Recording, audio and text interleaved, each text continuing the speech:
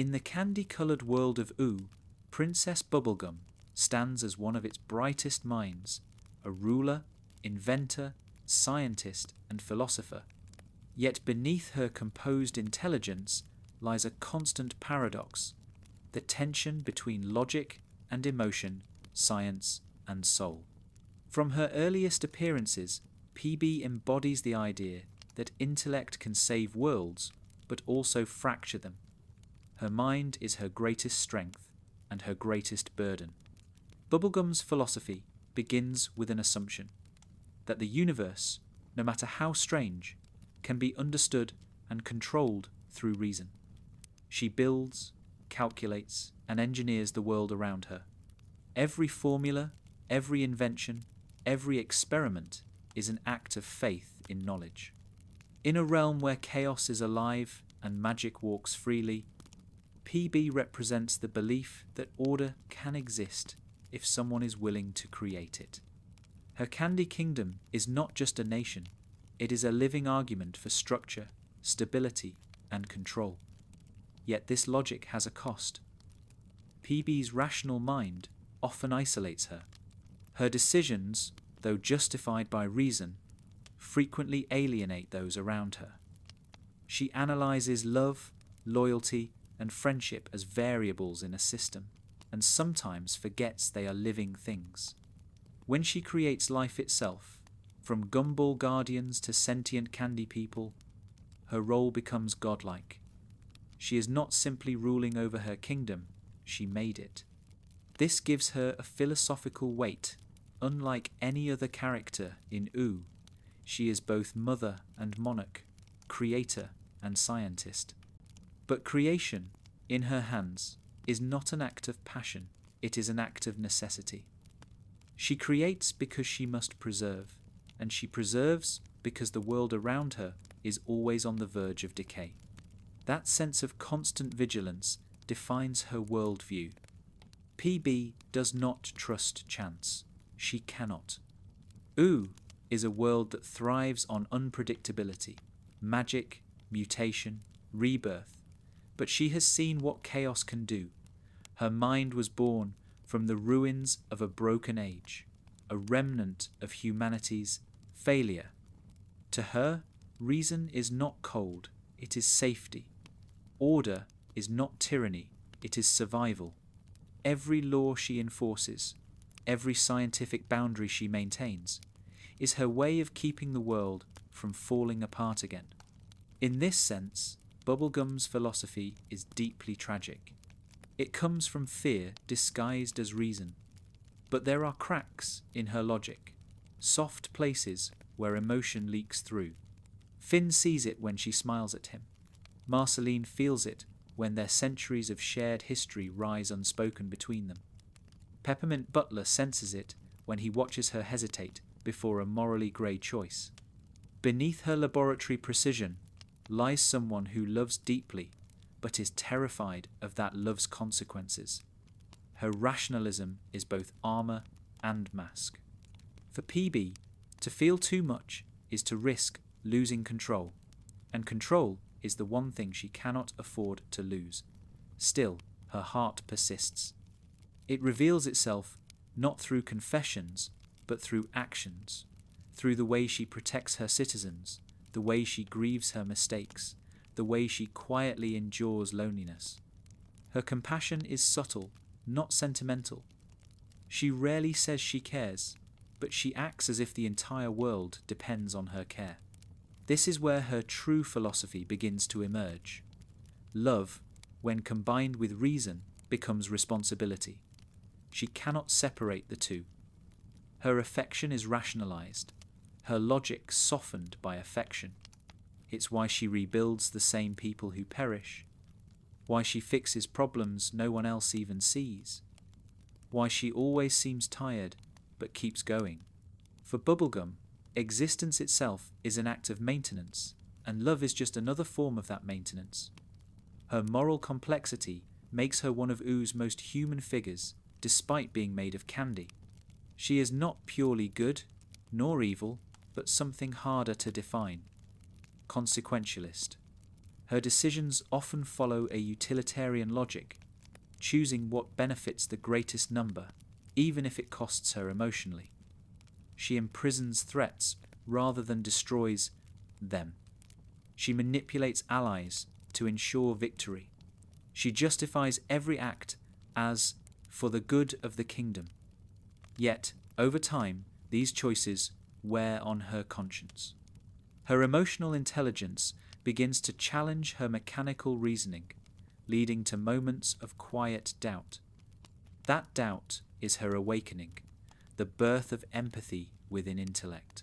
Philosophically, Bubblegum represents enlightened rationalism within a world of post-apocalyptic absurdity. Where other beings surrender to instinct or magic, she insists that reality can be shaped by understanding. But unlike pure rationalists of old philosophy, PB's knowledge is tied to moral consequence. Her inventions can heal or harm depending on her intention. This mirrors the moral tension of scientific progress itself. The same discoveries that bring peace can also destroy it. PB embodies that paradox perfectly. The scientist who must constantly ask whether she's saving her world or merely controlling it. Yet, as her story unfolds, her philosophy matures. The young ruler who once believed control equaled safety begins to understand that letting go is a different kind of wisdom. Through her relationships, especially with Finn and Marceline, she learns that emotion is not weakness, but another form of intelligence. The logic of the heart is unpredictable but necessary.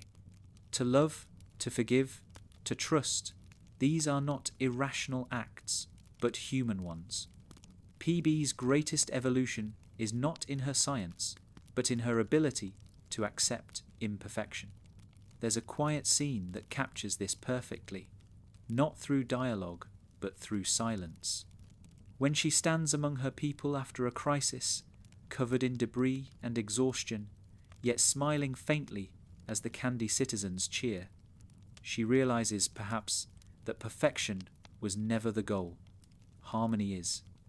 And harmony, unlike control, includes chaos. The Candy Kingdom may never be flawless, but it is alive and life. With all its unpredictability, is what she's been trying to protect all along. By the time she matures into her later self, PB's philosophy has shifted from I must control the world to I must understand it and let it live. She learns that systems must breathe, that people must err, that love must move freely. Her authority becomes quieter, more reflective. She still leads with logic, but her decisions now carry warmth, the kind that comes not from equations, but from experience. In the end, Princess Bubblegum's logic and heart are not opposites, but two halves of one truth. Reason gives her purpose. Emotion gives her meaning. Her story is the story of learning that control without compassion is emptiness, and compassion without structure is chaos. Between those two extremes, she finds balance. That balance, the meeting of intellect and empathy, becomes the foundation of her reign and the essence of her philosophy. Her pink form, radiant yet steady, becomes a visual metaphor for synthesis, the merging of extremes. She is neither god nor tyrant, neither cold scientist nor sentimental dreamer. She is both because Oo requires both. In a land where magic and logic coexist, Princess Bubblegum becomes the living bridge between them. Her mind builds the kingdom, but her heart keeps it alive. As the centuries roll on, her philosophy stands as one of Oo's most enduring lessons, that the truest wisdom does not come from reason alone, nor from feeling alone, but from the courage to let both coexist. Creation is Princess Bubblegum's greatest gift and her heaviest sin. In the quiet chambers of her lab, surrounded by beakers that glow like pastel constellations, She has done what few in U can even imagine. She has made life. Entire civilizations breathe because of her hands, her intellect, her will. And yet, beneath the sugar-sweet surface of her kingdom, there lingers a question that shadows her every invention. If you create life, do you own it, or are you forever responsible for it? For Bubblegum, creation is not divine, it's mechanical. She approaches it as a scientist, not a mystic. The Candy People are her grand experiment, a synthesis of chemistry, biology, and emotion. They are her children, her citizens, her proof that logic can birth harmony. But her creations are also fragile, naive, and deeply dependent on her. Their innocence is beautiful, but it is also a form of control. In her attempt to make a perfect society, she made one that cannot survive without her, a reflection of her desire to be needed, to ensure that order never unravels again. The Candy Kingdom is a paradox, a utopia built on dependency. PB loves her people, yet she has designed them to obey, to trust her implicitly. Their happiness is programmed, their fear of danger instinctual. To her, this is not tyranny, it is protection. But ethically, it raises a question that mirrors the dilemmas of creation itself. Can a being truly be free if it was engineered to love its creator? Can goodness exist if it has no choice but to be good? PB's science dances on the edge of moral philosophy. Like a philosopher king, she governs not only through reason, but through authorship of reality itself. Every gumdrop soldier, every sentient candy citizen carries her fingerprint. Her genius is undeniable, but so is her control. The moral weight of that control begins to haunt her as she matures.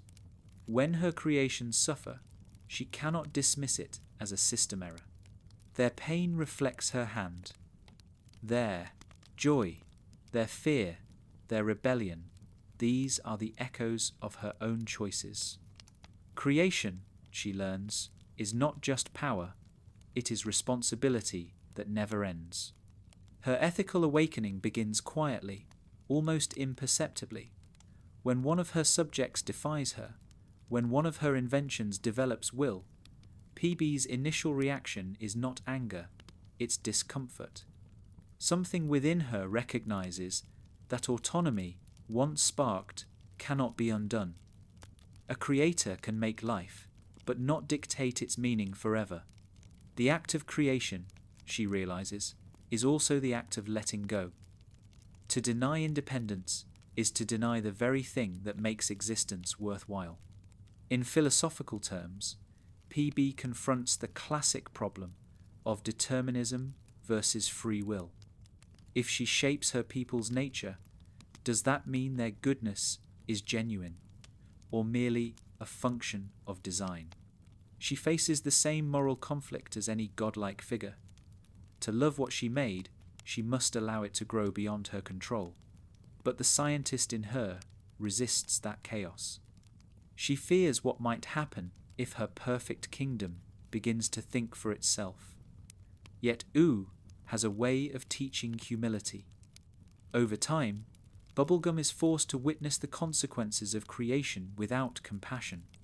Machines malfunction, citizens rebel, and sentient beings make choices she never predicted. These moments are painful for her, but also necessary. They show her that control cannot coexist with freedom. She begins to understand that true ethical creation lies not in perfection, but in allowing imperfection to exist. Her Candy Kingdom thus transforms from a lab into a living society. Her citizens cease to be extensions of her will and begin to become individuals. This evolution mirrors her own moral growth. The young scientist, who once thought she could fix everything now, learns that life must be allowed to fail, to evolve, to heal on its own. The ethics of creation are no longer about mastery, they are about mercy. Philosophically, this evolution mirrors human history itself. Just as humanity learned that science without ethics breeds destruction, PB learns that invention without empathy breeds emptiness. Her lab becomes a symbol of duality. It is both a birthplace and a graveyard, where ideas live and die, where the cost of knowledge is never fully known until it's too late. There are moments where her ethical tension becomes visible, even heartbreaking. When she rebuilds a destroyed citizen, she smiles as they thank her, but behind that smile is a shadow. She knows that every reconstruction is a form of rebirth without consent. Does that person remember their previous life? Do they understand they were remade?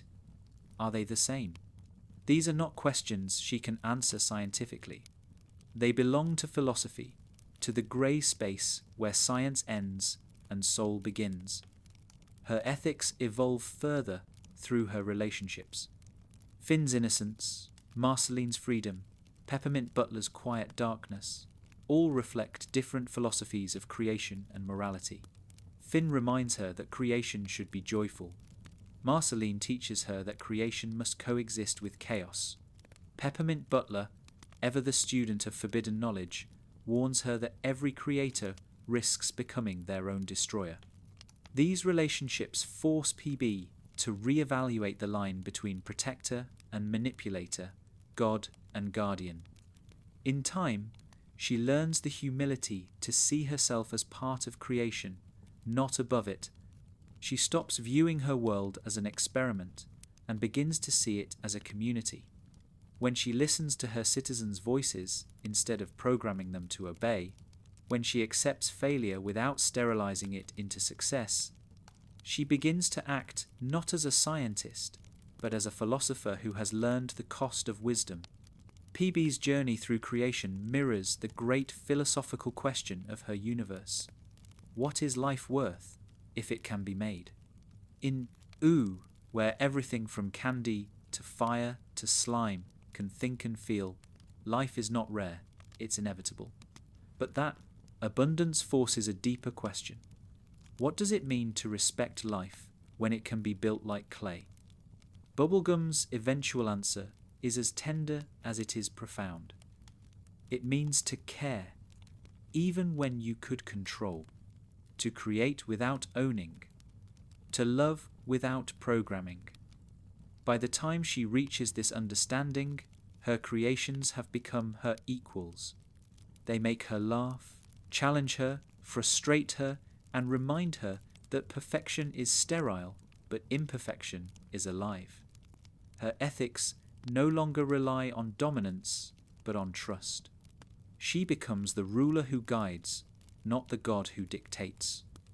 And in that transformation lies her redemption as a creator. The Candy Kingdom continues to thrive, not because PB perfected it, but because she allowed it to be imperfect. It is full of quirks, arguments, laughter, and mistakes. It grows beyond her control, and that, paradoxically, is her greatest success. In her maturity, Bubblegum no longer fears chaos. She welcomes it, understanding that life, whether born of sugar or flesh, must find its own meaning. When she finally looks upon her kingdom with contentment, it is not the pride of a scientist admiring her creation. It is the peace of a mother who realizes her children no longer need her every second. The ethics of creation, she learns, is the ethics of freedom. To create responsibly is to one day step back and let life live. In the grand philosophical tapestry of Ooh, Bubblegum's journey teaches a lesson older than science and deeper than logic, that the act of making life carries the obligation to respect it. Her lab lights flicker softly at night, not as a place of conquest, but as a reminder of that truth, that every spark she's ever brought into being, every sentient drop of candy or machine or memory, now belongs not to her, but to itself. And, as she watches her world hum and glow, alive with laughter and unpredictability, she smiles, for at last her creation has outgrown its creator. For all her brilliance and compassion, Princess Bubblegum has walked the edge of tyranny. Her logic, once a force of salvation, has often crossed the line into domination. In Ooh, where chaos and whimsy reign, PB stands as a counterpoint, a rational mind in an irrational world. But reason, left unchecked, can become its own form of madness. This is the heart of her philosophical darkness, the belief that logic can justify control, that intellect alone can define morality. Her intentions are never evil. That's what makes them dangerous. PB acts out of love for her people, her kingdom, her fragile world. She tells herself that order is kindness, that discipline is mercy. If her citizens obey, they are safe. If she plans every detail, nothing will fall apart. But beneath these justifications lies fear, the fear of losing what she has built, the fear of watching another collapse like the one that destroyed the world before her. That fear turns logic into armor, and armor into a prison. The Candy Kingdom reflects this paradox. It is beautiful, orderly, thriving, yet it breathes only because she commands it to. Every law, every invention, every heartbeat of her people echoes her control. Her citizens adore her, but their adoration is conditioned, almost programmed. To them, PB is not merely a ruler, she is a constant, the mind that never falters. In her quest to protect them, she has made them unable to protect themselves. The philosopher in her would see this as an ethical contradiction. She has achieved peace, but at the cost of autonomy. The tyranny of logic manifests in subtle ways. It is in the way she speaks for others when silence would suffice, in the way she manipulates allies for the greater good, in the way she builds surveillance, weapons, and containment systems, not out of cruelty, but out of a relentless belief that only she can prevent disaster. Her control is not fueled by malice, it is fueled by conviction. And conviction, when left unchecked by empathy, becomes its own kind of tyranny. PB's rule is the embodiment of what philosophers once called the benevolent despot, the ruler who enforces goodbye, deciding what good means. She never raises her voice, never imposes cruelty, but she quietly reshapes the lives around her to fit a model of efficiency. Freedom, to her, is a variable that introduces risk, and risk is something she cannot allow. It is not until others push back that she begins to see the cracks in her perfection. Marceline, ever the symbol of freedom, becomes the mirror PB cannot avoid. Their tension is philosophical before it is emotional, a clash between structure and spontaneity. Marceline lives by instinct and emotion. PB lives by reason and plan. Where PB builds walls, Marceline flies over them. Where PB measures, Marceline feels. Their love, and the distance between them, becomes the purest expression of this conflict. PB loves her deeply, but cannot relinquish control. She wants to protect, to organize, to preserve. Marceline wants her to let go. It is only when PB begins to listen, to allow imperfection into her world, that she starts to see the tyranny within her own logic. Her relationship with Finn mirrors another side of this awakening. Finn's moral compass is simple, instinctive, and kind. He acts on feeling, on courage, on what he senses is right. PB admires this, but also fears it. His spontaneity exposes her rigidity. His compassion exposes her detachment. When Finn questions her methods, she bristles, not because he is wrong, but because he touches the truth. She cannot admit that she sometimes confuses correctness with goodness. This is her core philosophical flaw. the belief that the right decision can be calculated, that morality is a formula. In her mind, ethics and equations occupy the same space. But life in U resists equations. It resists control. Every creature, from the most foolish to the most divine, exists in contradiction. To live in such a world, one must accept unpredictability. For PB, that acceptance feels like surrender. So she builds systems to cage uncertainty. She builds order to contain emotion. And in doing so, she becomes what she most fears, the very kind of force that suppresses life's natural chaos. The tyranny of logic is quiet, polite, and deeply lonely. PB surrounds herself with loyal citizens, yet no one truly challenges her. She teaches others to depend on her, then laments that no one understands her burdens. Her mind becomes a fortress, fortified by intellect, walled by fear. She smiles, she works, she leads, but deep down she feels the weight of her own perfection crushing her. The philosopher who sought to bring reason to a broken world finds herself enslaved by her own reasoning. This cycle repeats through her choices. When a threat arises, she does not seek balance, she seeks dominance. She creates armies, laboratories, surveillance networks, all justified, all reasonable, all logical, and each one costs her something intangible. Trust, spontaneity, warmth.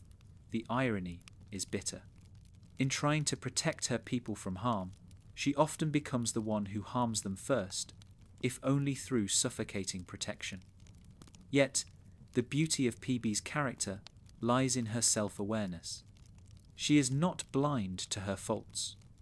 Her mind, so accustomed to analysing systems, eventually turns inward. She begins to question herself, her motives, her morality, her fear of imperfection. These reflections mark her evolution from ruler to philosopher. She does not abandon logic, but she redefines it. Logic, she learns, must include compassion to remain true.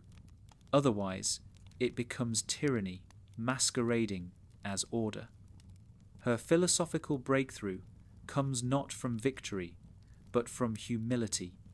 When she admits she was wrong, when she allows others to guide her, when she accepts that her people have their own agency, she breaks the cycle.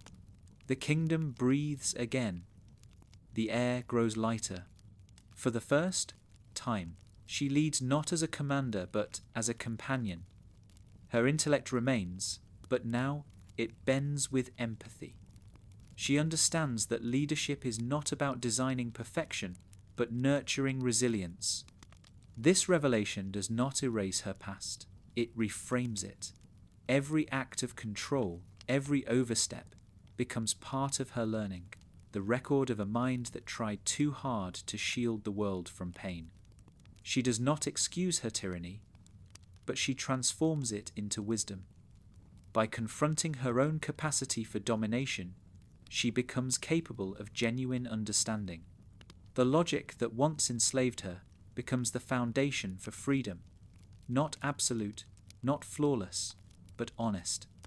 In the broader philosophy of U, PB's journey mirrors the universal truth that intellect without compassion breeds isolation. The greatest minds of any age struggle with the same question. How far can one go in the name of reason before it becomes inhuman? Bubblegum's story is the answer painted in pink. Reason must serve life, not the other way around. In the quiet of her lab, surrounded by her instruments and equations, she finally understands what she could not before. Every number, every calculation, every theory is only as pure as the heart that wields it. Knowledge is not moral on its own. It must be guided by kindness. And in that realization, the tyranny of logic dissolves. When she steps out to watch her kingdom, the laughter, the colour, the imperfect harmony, she smiles faintly. Not because it is perfect, but because it is alive. Chaos no longer frightens her. Control no longer defines her. She sees now that reason was never meant to conquer the world, only to understand it. Princess Bubblegum remains, as always, the embodiment of balance.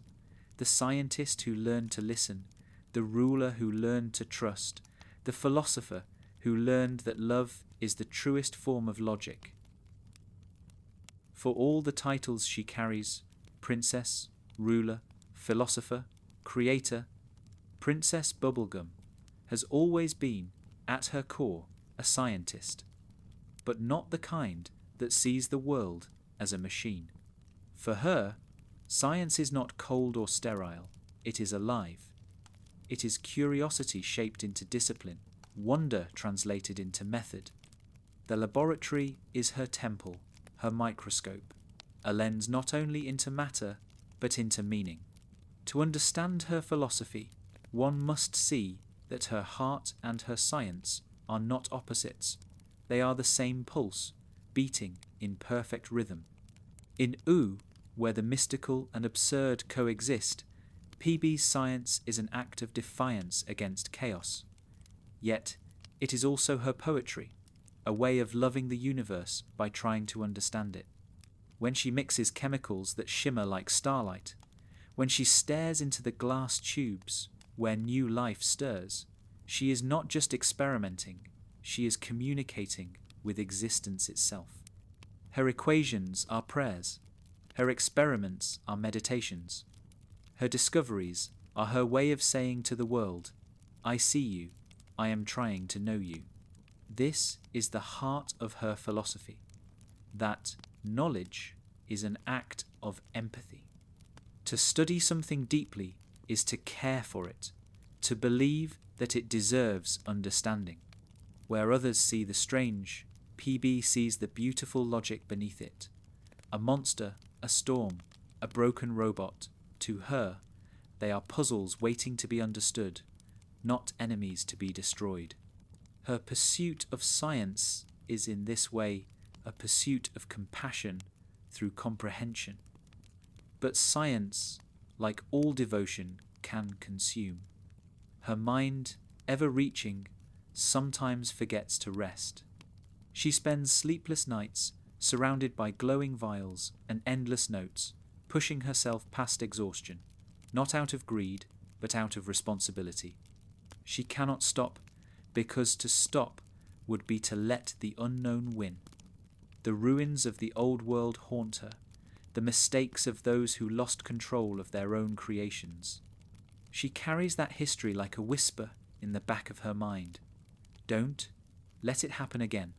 Every experiment is an act of remembrance, a vow to rebuild what once fell apart. Still, there is a quiet joy in her work. There are moments when she forgets duty and simply marvels. When she observes how sugar structures grow under a microscope, when she laughs as a failed experiment turns into something unexpected, in those moments she is no ruler, no perfectionist, no philosopher. She is a child again, delighted by the mystery of being alive. Science gives her that, a way to touch wonder without losing herself completely to fear. Her curiosity is not limited to matter, it extends to emotion. PB studies feelings the way others study chemistry. She dissects love, loyalty, and sorrow, trying to understand what drives them. Yet she never fully can, because emotions are not measurable, and perhaps that's why she is drawn to them. They are the one frontier that eludes even her. For all her understanding of cells and systems, she cannot engineer the heart. It is the one mystery that remains purely alive, defying her instruments. This tension defines her, a scientist searching for answers in a world that refuses to be solved. She learns to accept that mystery is not failure, it is beauty. Some things must remain beyond formula, and that too is part of the truth. In this way, her science matures from control to curiosity. What once was a weapon against uncertainty becomes a practice of acceptance. Her relationship with Marceline deepens this transformation. Marceline, who lives in emotion rather than reason, becomes PB's greatest experiment in empathy, not as a subject, but as a mirror. With her, PB learns that not everything can be fixed or explained. Sometimes, love does not make sense. Sometimes, people hurt without reason and heal without logic. Through Marceline, she discovers a new kind of science, one that measures not in data, but in trust. Finn offers a different lesson. His boundless faith in goodness, his willingness to leap before knowing where he will land, fascinates her. She sees in him a purity of thought she cannot replicate in a lab. He acts from instinct, from something beyond analysis. In studying him, she learns about the science of courage, that sometimes discovery requires not calculation, but belief. Through these connections, her science evolves from the pursuit of control to the pursuit of harmony. She begins to see that understanding is not about mastery, but coexistence. To study something is to honor its existence, not to own it. This subtle shift transforms her philosophy entirely. Where once she believed that science should shield life from chaos, she now sees that science can teach her to live alongside it. Her laboratory reflects this change. Once sterile and exact, it becomes alive with colour and sound, half lab, half sanctuary. Inventions are left half finished, not out of neglect, but acceptance that perfection is unnecessary. Experiments become collaborations, not commands. Her assistants question her freely. Her creations develop quirks she no longer corrects. The once rigid order of her world softens into something more human. PB's scientific heart is also deeply ethical. She understands, perhaps more than anyone, that knowledge without conscience is dangerous. She has seen the damage that unrestrained curiosity can cause. Her own past mistakes weigh on her, the times she crossed boundaries, the times she played God without fully understanding the cost. These moments do not harden her, they humble her. They remind her that science, like love, demands accountability. In philosophical terms, PB embodies the moral scientist, one who seeks truth not for power, but for peace. Her work is not about conquest, it is about care. Each discovery is a thread connecting her to others. Each invention is a promise to protect. She is not chasing knowledge for its own sake, but for the sake of life itself. And yet, there is still a loneliness in her, devotion. Few can follow her mind. Few can understand the weight of knowing too much, of seeing patterns in chaos that others overlook. Sometimes, when the kingdom sleeps, she stands by her telescope and stares into the stars. The vastness reminds her of her place, a small spark in an endless network of creation. The same humility she once resisted now comforts her. She realizes that being a scientist is not about conquering the unknown, but joining it, becoming part of the infinite experiment that is existence. In those moments, she feels peace, not because she has solved the mysteries of life, but because she has accepted them. Her heart, once bound by logic, now beats with curiosity and compassion in equal measure. She has learned that the purpose of science is not to end questions, but to keep them alive. To wonder is to be awake. By the time her story reaches its quieter years, PB's science has become indistinguishable from philosophy. Her lab notes read like poems. Her inventions hum with warmth. She teaches others not how to control, but how to observe, to listen, to learn. She becomes a mentor, not of formulas, but of perspective. She shows that science is not separate from art or feeling. It is simply another language for awe. In the grand tapestry of Oo, Princess Bubblegum represents the bridge between the analytical and the emotional, between invention and reverence. Her scientific mind becomes her spiritual compass. She does not pray to gods, she studies them. She does not seek magic, she replicates it through understanding. In doing so, she finds a kind of grace no religion could give her, the grace of knowing that even in a world born of chaos, meaning can be found through curiosity and care. And so, when she looks out over her glowing kingdom at night, with the stars above and the soft hum of her machines below, she feels something that can only be described as faith, not in divinity, but in discovery. A faith that the universe, however, strange, is worth understanding. A faith that every answer leads to another question. A faith that love and science, heart and logic, are not opposites, but reflections of the same truth. This is the heart of a scientist, open, restless, and endlessly in love with the world it seeks to know. Time, for Princess Bubblegum, is not an ocean she swims through. It is the air she breathes, invisible, constant, and inescapable. For centuries she has ruled, created, repaired, and endured. While kingdoms rise and fall, while mortals grow and fade, she remains. Her body, made of candy, does not wither like flesh, but her mind carries every scar of memory. Immortality, to her, is not a blessing. It is a responsibility that grows heavier the longer she holds it. In the beginning, she wore time lightly.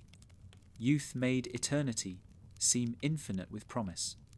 There were worlds to rebuild, ideas to test, people to protect. Her kingdom was young, and so was she, driven by purpose, lit by discovery.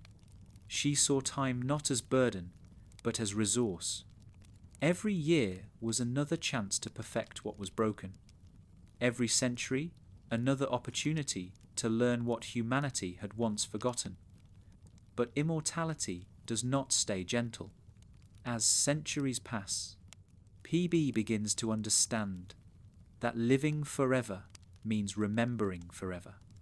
Every mistake, every loss, every failed creation remains etched in her. Her people may forget their disasters, may laugh again the next day, but she cannot. The memory of every error becomes a ghost that walks beside her. She carries the weight of each decision, not because she is punished for them, but because she remembers them all. Philosophically, PB's immortality transforms her from scientist to historian, from ruler to archivist of existence. Time, for her, is no longer linear, it's recursive. She sees patterns repeat, wars reborn, friendships renewed, hope and decay cycling endlessly. In this repetition, she begins to question the meaning of progress. If the world always finds its way back to conflict, what does all her logic, all her invention truly achieve? Immortality confronts her with a question no experiment can answer. Can meaning exist when nothing truly ends? This is the quiet tragedy of her life. Not that she cannot die, but that she cannot forget. Every relationship becomes a mosaic of what was and what will be again. Every love, a reminder that she will one day stand alone while the other fades. Immortality forces her to love with restraint. She smiles more than she speaks. She remembers more than she shares. She has learned the cost of attachment too many times, and yet she still loves. That is her defiance against eternity. Her heart, though scarred, remains open. It is what keeps her human in spirit, even as centuries roll by.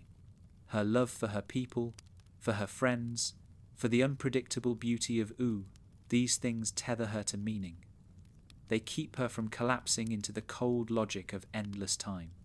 Her bond with Marceline, especially, becomes the mirror of immortality's ache.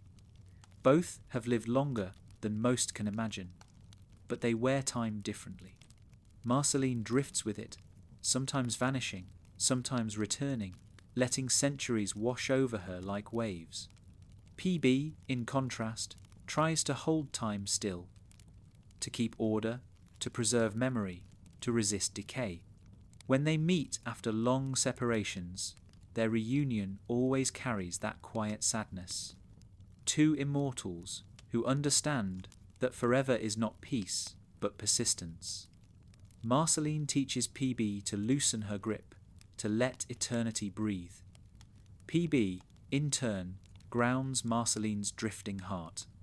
Together, they create a fragile kind of balance, love that endures because it accepts loss as part of its rhythm. Immortality changes how PB sees morality, too. For mortals, ethics are shaped by urgency, the knowledge that life is brief. For her, morality stretches across eras.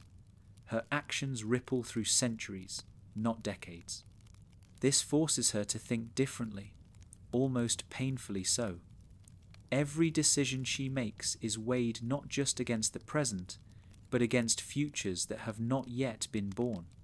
She governs like a gardener, tending a tree she will never see fully grown. The fruits of her labour often belong to people she will never meet. This long view of time can make her seem detached, but in truth, it's a form of deep care. She sees her duty not as preserving herself, but as preserving continuity. Her existence becomes an anchor for others, a fixed point in a shifting world. When she rebuilds her kingdom after each disaster, when she patiently teaches the next generation of Candy citizens, she is doing more than ruling. She is protecting the story of existence itself from fading. But even she cannot escape the loneliness that eternity brings. Immortality does not mean stability. It means watching everything change, except yourself. She has witnessed friends die, kingdoms crumble, even the stars themselves shift in the night sky. Each loss chisels at her, making her quieter, gentler, and more sorrowful. She learns to find comfort in constancy, the hum of her machines, the rhythm of her citizens' laughter, the small routines that repeat like heartbeat. These things become her way of surviving time, the little eternities inside the endless one. There are moments when she wonders if she has lived too long, not out of despair, but fatigue. When you have seen every pattern, every rise and fall, the mind hungers for surprise. Yet, in those moments of weariness, something always pulls her back. A new idea, a strange discovery, a small act of kindness from someone too young to know what history they're repeating. That spark of curiosity never leaves her. It is her immortality's antidote. Philosophically, her immortality gives her a rare kind of wisdom, temporal humility. She knows that permanence is an illusion. Even she, made of sugar and brilliance, will one day dissolve. Her kingdom will fade, her machines will rust, her knowledge will scatter. But the act of creation itself, the care she gave, the lives she touched, that is what endures. In this way, immortality teaches her that eternity is not about lasting forever, but about leaving something that continues when you're gone. Her perspective on time becomes almost circular. She begins to see life as a cycle rather than a line. Creation, decay, rebirth, creation again. In accepting that, she finds peace. She no longer fights time, she flows with it. She allows the world to change, allows herself to change with it. Her immortality becomes not a prison, but a practice of patience. There's a quiet image that captures this evolution. PB, walking alone through the Candy Kingdom at dusk, watching her citizens laugh under lantern light. The air smells of sugar and night-blooming flowers. She smiles softly, knowing she has seen this same scene 1,000 times each time slightly different. The people change, the laughter changes, but the feeling remains, that fleeting warmth of life continuing. For her, that is enough. In the end, immortality becomes her greatest teacher. It strips her of illusion, of ego, of certainty. It teaches her that wisdom is not knowledge of everything, but acceptance of change within eternity. She no longer fears time, she respects it. She no longer mourns her endlessness. She uses it to protect those who cannot last as long. When the centuries stretch into quiet, and she finds herself once again alone in her lab, she looks at her hands, steady, unaging, glowing faintly in the soft pink light, and she whispers a truth only an immortal could learn. To live forever is to forgive forever, because every mistake, every loss, every ending repeats until forgiveness takes its place. Because eternity is not the absence of death, but the infinite opportunity to love despite it. And so she continues, endlessly, gently, purposefully, not chasing perfection, but tending to life as it passes through her like light through glass. Immortality is heavy, yes, but it shines. The Candy Kingdom is not merely a nation. It is a mind made visible. Every tower, every glowing light, every smiling citizen is an echo of Princess Bubblegum herself, her thoughts solidified into matter, her fears translated into architecture, her love distilled into colour. To walk its streets is to walk through her consciousness, a living landscape of intellect and emotion intertwined. When PB first began to shape her kingdom, she was not building a city, she was building a philosophy. Each choice was deliberate, each design symbolic. Candy, in her hands, became more than sweetness. It became a statement, soft, malleable, delicate, yet capable of unity when structured correctly.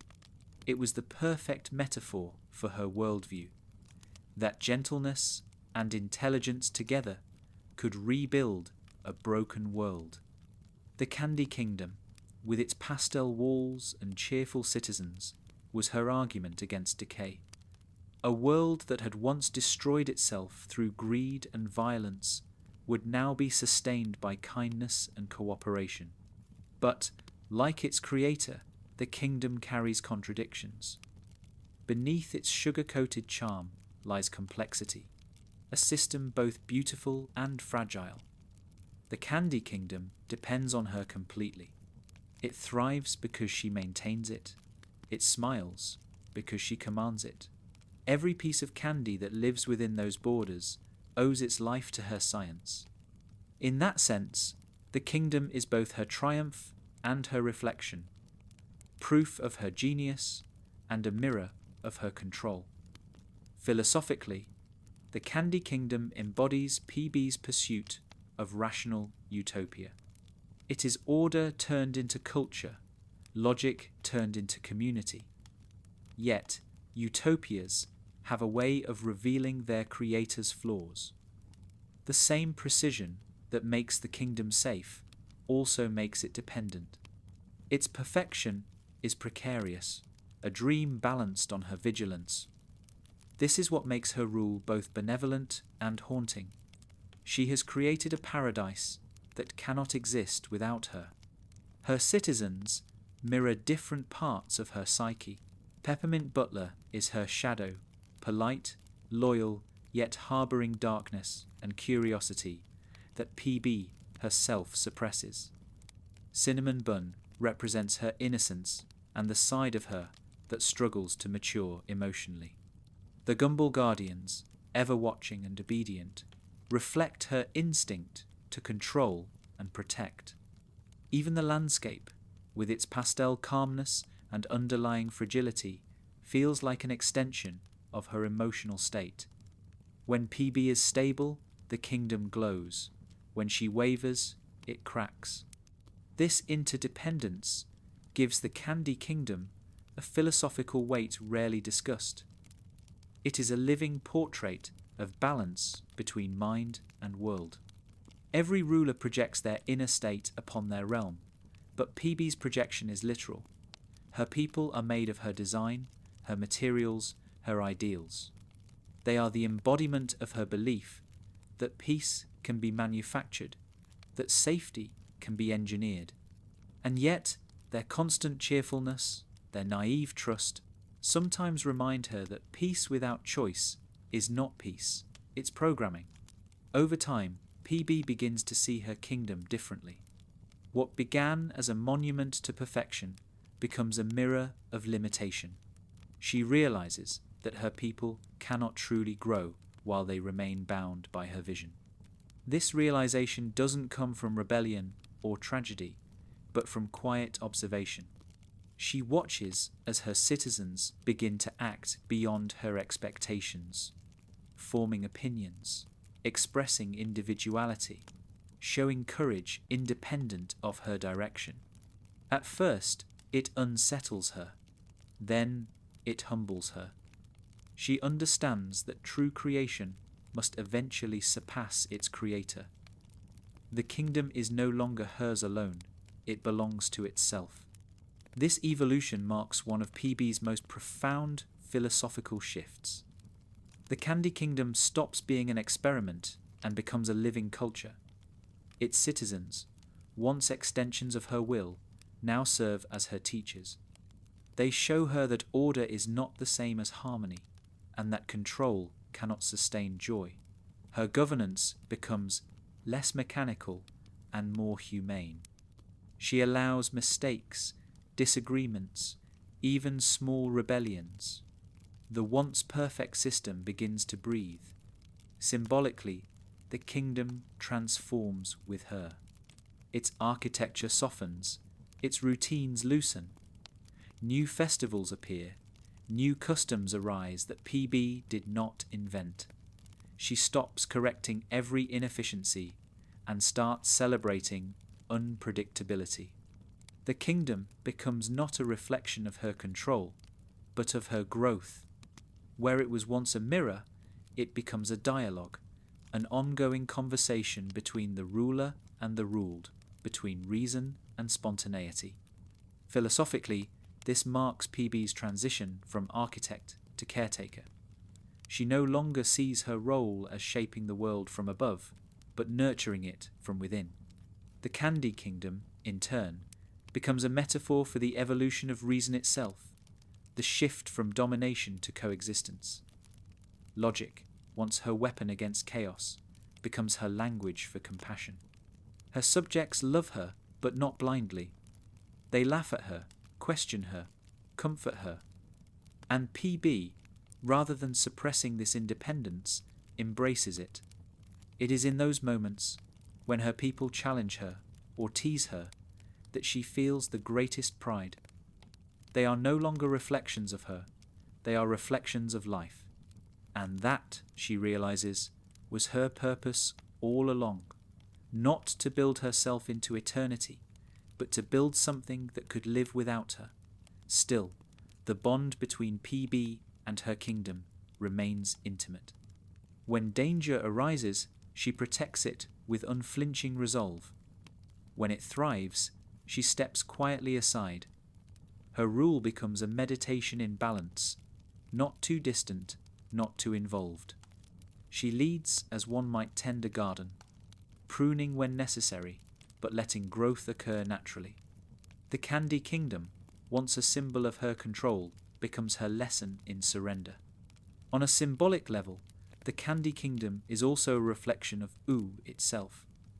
It stands as a fragment of civilization reborn from ruin, a microcosm of the world's potential to rebuild itself. Through it, PB explores the ancient question of civilization's nature. Is order imposed or cultivated? Is peace something that can be designed, or something that must emerge organically from trust and cooperation? In allowing her kingdom to evolve freely, she answers that question in the most humble way possible, by stepping back. Late in her story, PB finds herself walking the quiet streets of her capital, her cloak trailing behind her as the pink sky darkens. Children made of caramel chase one another. Peppermint Butler watches from the shadows, pretending not to. The glow of lanterns reflects in her eyes. For a moment, she feels an unfamiliar peace. The kingdom no longer feels like her burden. It feels like her companion. It laughs when she laughs. It learns when she learns. It endures because it chooses to. In that stillness, she understands that the Candy Kingdom is more than a reflection. It is her dialogue with eternity. Her creations have grown into their own minds. Her laws have become customs. Her logic has turned into life. The scientist who once believed she could build perfection has instead built a world capable of imperfection, and in that imperfection she finds grace. By the time her story settles into quiet, PB's kingdom stands as her truest work of art. It is not flawless, but it is alive. It is her mind made human, her intellect softened by time, her philosophy painted in sugar and laughter. The Candy Kingdom reflects her journey from control to compassion, from creation to coexistence. It stands as a living reminder that the greatest reflection of oneself is not what one builds, but what one allows to grow. And as she looks upon it, her city of light and memory, she finally understands that the reflection has surpassed the original. The kingdom no longer mirrors her mind, it mirrors her heart. Princess Bubblegum has always ruled with the calm assurance of one who believes she must. Power, to her, is not a privilege, but a responsibility that she cannot lay down. From the beginning, she has worn her crown not as a symbol of dominance, but as a tool, something functional, necessary, and heavy. Yet beneath that pragmatism lies a moral tension that defines her entire reign. If you have the power to save everyone, do you also have the right to decide for them? PB's philosophy of power begins in necessity. In the ruins of a fractured world, she saw disorder, fear, and endless hunger for control. She built her kingdom, not for glory, but for safety. Her people were vulnerable, naive, and easily broken. Someone had to protect them. Someone had to think ahead, and no one else could. Out of this need was born her quiet conviction that leadership is not a matter of choice, it is a moral duty. But duty, when paired with intellect and fear, becomes a double-edged thing. Her power grows from competence, and competence breeds trust. Her people's faith in her becomes absolute, and absolute faith is the seed of tyranny, even when the tyrant means well. PB's challenge has always been to rule without letting her rule consume the freedom she seeks to preserve.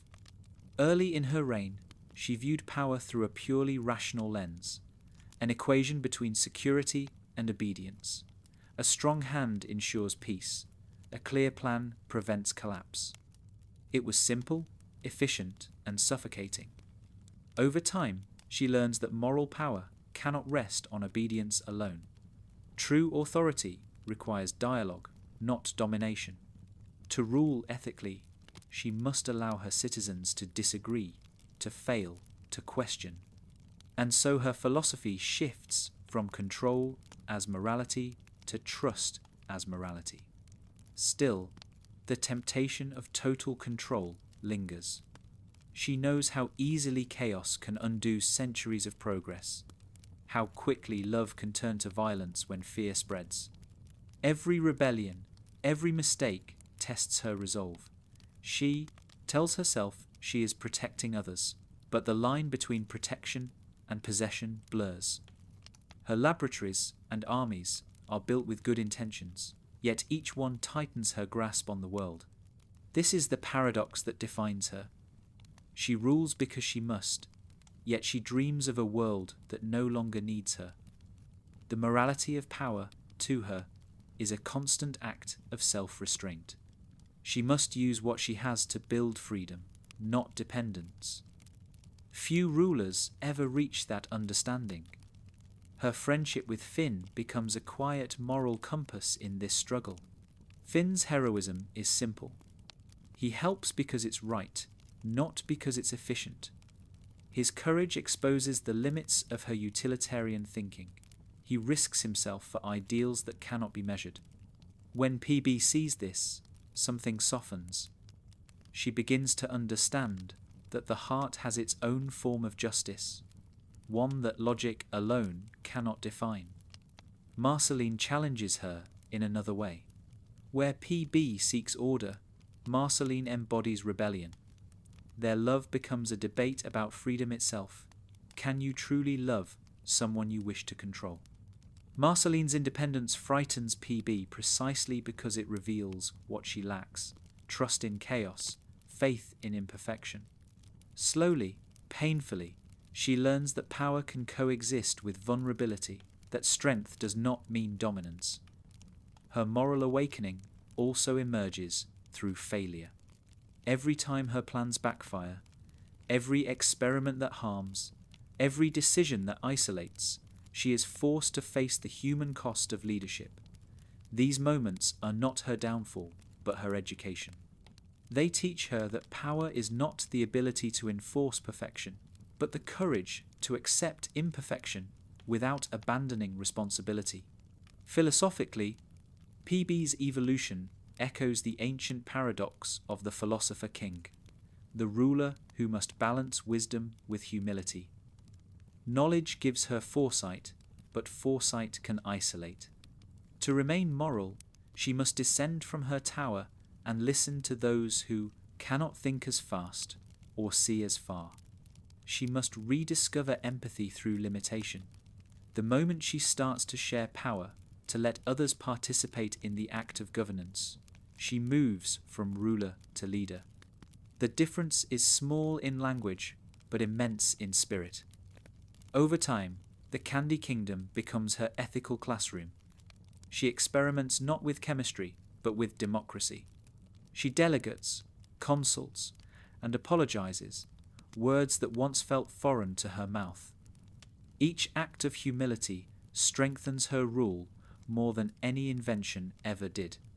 Her people follow her not because she commands them, but because she listens. Still, PB never abandons her analytical core. Her morality is not blind kindness, it is strategic compassion. She understands that love without order can destroy as easily as hate. Her goal is not to dismantle power, but to humanize it, to wield it with awareness, to let it breathe.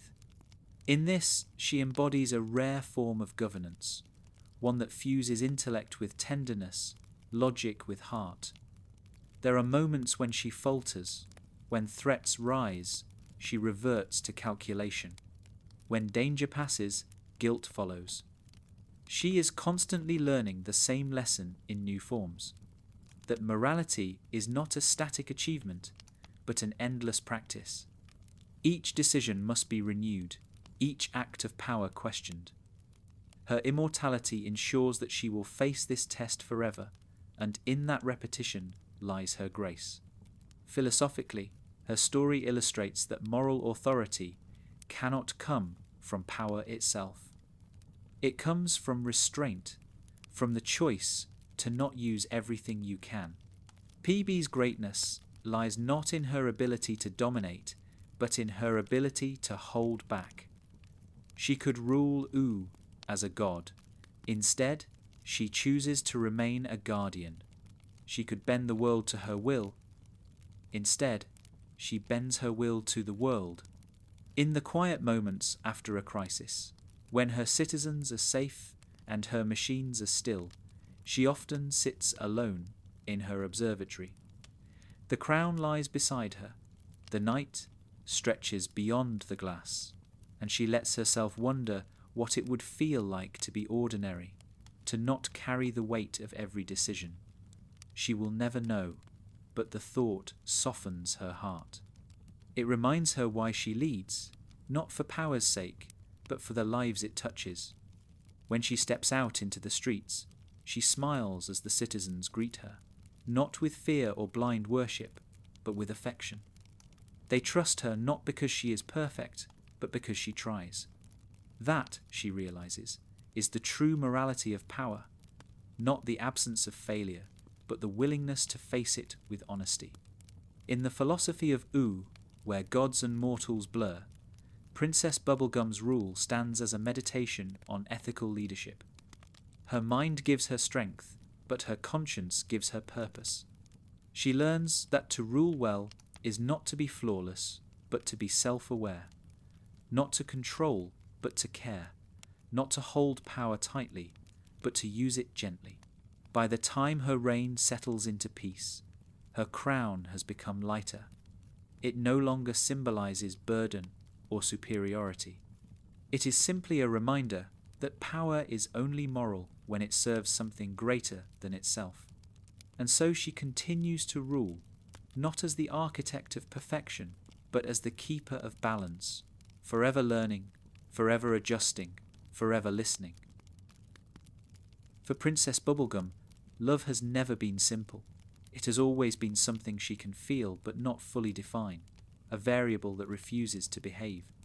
In a life ruled by equations and logic, love is the one phenomenon that resists classification. She can build life, create matter, and predict the behavior of stars, but love, unpredictable, intangible, unrepeatable, defies her every attempt to understand it. And yet, it is the force that shapes her more than any formula ever could. At first, she treats love like a science. She observes it in others, noting patterns and consequences. She sees how affection drives her people to protect one another, how loyalty creates unity, how compassion stabilizes the fragile structure of her society. To her, love is the hidden mechanism that makes civilization function, an unspoken law more powerful than physics. She studies it the way she studies chemical bonds, connections forming and breaking, energy released, entropy contained. But the more she studies, the less she understands. Love cannot be replicated in the lab. It has no control group, no measurable yield. It behaves differently every time, and it changes her in ways she cannot predict. For a long while, that frustrates her. PB is a woman who builds consistency, who thrives on prediction. Love, however, thrives on vulnerability. It asks her to surrender control, to risk error, to trust without data. For someone who has spent lifetimes building certainty, that is terrifying. Her relationships reveal this tension. Finn, with his open heart and straightforward devotion, exposes her inability to reciprocate in simple terms. His love is earnest, impulsive, youthful, a kind of love that PB respects but cannot return in kind. She admires his purity, but knows she cannot live by it. Love, to her, is not a feeling she can give freely. It's a responsibility she must manage. Her affection for Finn becomes almost protective, the way a scientist might protect a fragile discovery. She wants to keep his heart intact, even if that means stepping back. Marceline, however, is different. Their love is not young or simple. It is layered, centuries deep, full of contradictions, affection and resentment, comfort and tension. Marceline lives in the emotional spectrum PB has always tried to avoid. She loves without formula, grieves without reason, forgives without hesitation. For PB, this is both intoxicating and unsettling. Marceline embodies everything PB's science cannot quantify. Spontaneity, chaos, passion. When PB looks at her, she sees the proof that love cannot be built, only experienced. Their bond becomes her greatest philosophical challenge. She tries to analyze why it persists through conflict and time. She examines it like an experiment that refuses to end. They argue, separate, reunite, yet something invisible binds them. It isn't duty, nor logic, nor shared history alone. It is something PB cannot control, the simple, irreducible truth of connection. For someone who has spent her existence defining life through structure, this realization is both humbling and liberating. Love becomes her teacher. It shows her that emotion can hold its own kind of logic, one that exists beyond reason but never contradicts it. Through love, she learns that empathy and intellect are not rivals but companions. It is not that love defies science, but that it expands it. It reveals the patterns beneath chaos, the harmonies hidden in disorder. PB begins to see that every law she has ever studied, motion, energy, balance, also exists within the human heart. Attraction, reaction, fusion, decay, they are emotional as much as physical. She starts to think of love as the universe's most elegant equation, one she can never solve, but always approximate. It is infinite because it refuses to simplify. Each relationship adds new variables, new data, new mysteries. She realizes that the goal of understanding love is not to master it, but to participate in it. Science seeks truth. Love is truth. Marceline becomes the living embodiment of this discovery. Their connection is an experiment without hypothesis. It changes form, but never disappears. Sometimes it is friendship, sometimes tension, sometimes silence, but it always exists, like an undercurrent beneath the noise of time. They do not need to name it, its presence is enough. For PB, that is the most profound revelation of all, that love's power lies not in certainty, but in endurance. Her scientific mind, once frustrated by love's contradictions, begins to find beauty in them. The same unpredictability that once frightened her now comforts her. She starts to see love as a kind of energy conservation, never created, never destroyed, only transformed. Every act of care, every moment of kindness, every shared memory continues to ripple through existence. In her kingdom, in her people, in her friendships, love becomes the invisible constant. Over time, she allows herself to express affection more freely. Her gestures are subtle, never grand, a glance, a small gift, a quiet act of loyalty. She still speaks the language of science, but now it carries warmth. Her logic learns to bend, her calculations to pause. Love softens her precision into patience. When she looks at her citizens, their laughter, their quarrels, their endless capacity to forgive, she sees her theory proven again and again. Love is the stabilizing force of U, stronger than fear, older than war. It connects kingdoms, heals wounds, even bends the laws of life and death. It is the one principle she cannot improve, because it is already perfect in its imperfection. Her relationship with Marceline eventually settles into something peaceful, not static, but steady. They no longer need to define it or prove it. It exists in shared silences, in knowing glances, in the comfort of being understood without words. For PB, this is the ultimate revelation, that love, like truth, is self-evident. It does not require analysis, it simply is. Philosophically, PB's view of love evolves from control to curiosity, from fear to reverence. She learns that love cannot be dissected because it is the very thing that makes dissection possible, the empathy that allows a mind to reach beyond itself. Science, at its heart, is love in motion, the desire to connect with what is unknown. In her later years, PB teaches her people that understanding and affection are not separate paths, but one continuous journey. To study something is to love it, to love something is to study it with care. Her kingdom thrives under this philosophy, its citizens reflecting her newfound harmony between intellect and emotion. When night falls and the lab grows quiet, she sometimes stands before a beaker glowing faintly pink. The light pulses like a heartbeat, steady and calm. She smiles to herself, realizing that all her life she's been searching for an equation that could express what she feels now, and at last she understands why she could never find it. Because love is not the result of an experiment, it is the reason she began one. Perfection was once Princess Bubblegum's first language.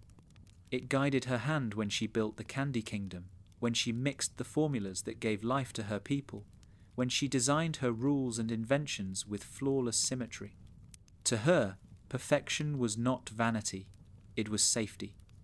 In a world born from ruin, precision felt like the only barrier between peace and chaos. But perfection, she would learn, is brittle. And when it cracks, what seeps through is not failure, but truth. For most of her existence, PB's pursuit of perfection was an act of love disguised as control. She wanted to create a world where no one would suffer, where every variable could be predicted, where pain could be eliminated through intelligence. Every decision, every project, every calculation was made with care. Yet, as time passed, she began to notice something unsettling. The more she perfected her world, the less alive it seemed. Her people smiled, but their smiles echoed. Her systems worked, but without spontaneity. Everything functioned, yet nothing truly grew. Perfection, she realized, is a kind of stillness, and stillness is a form of death.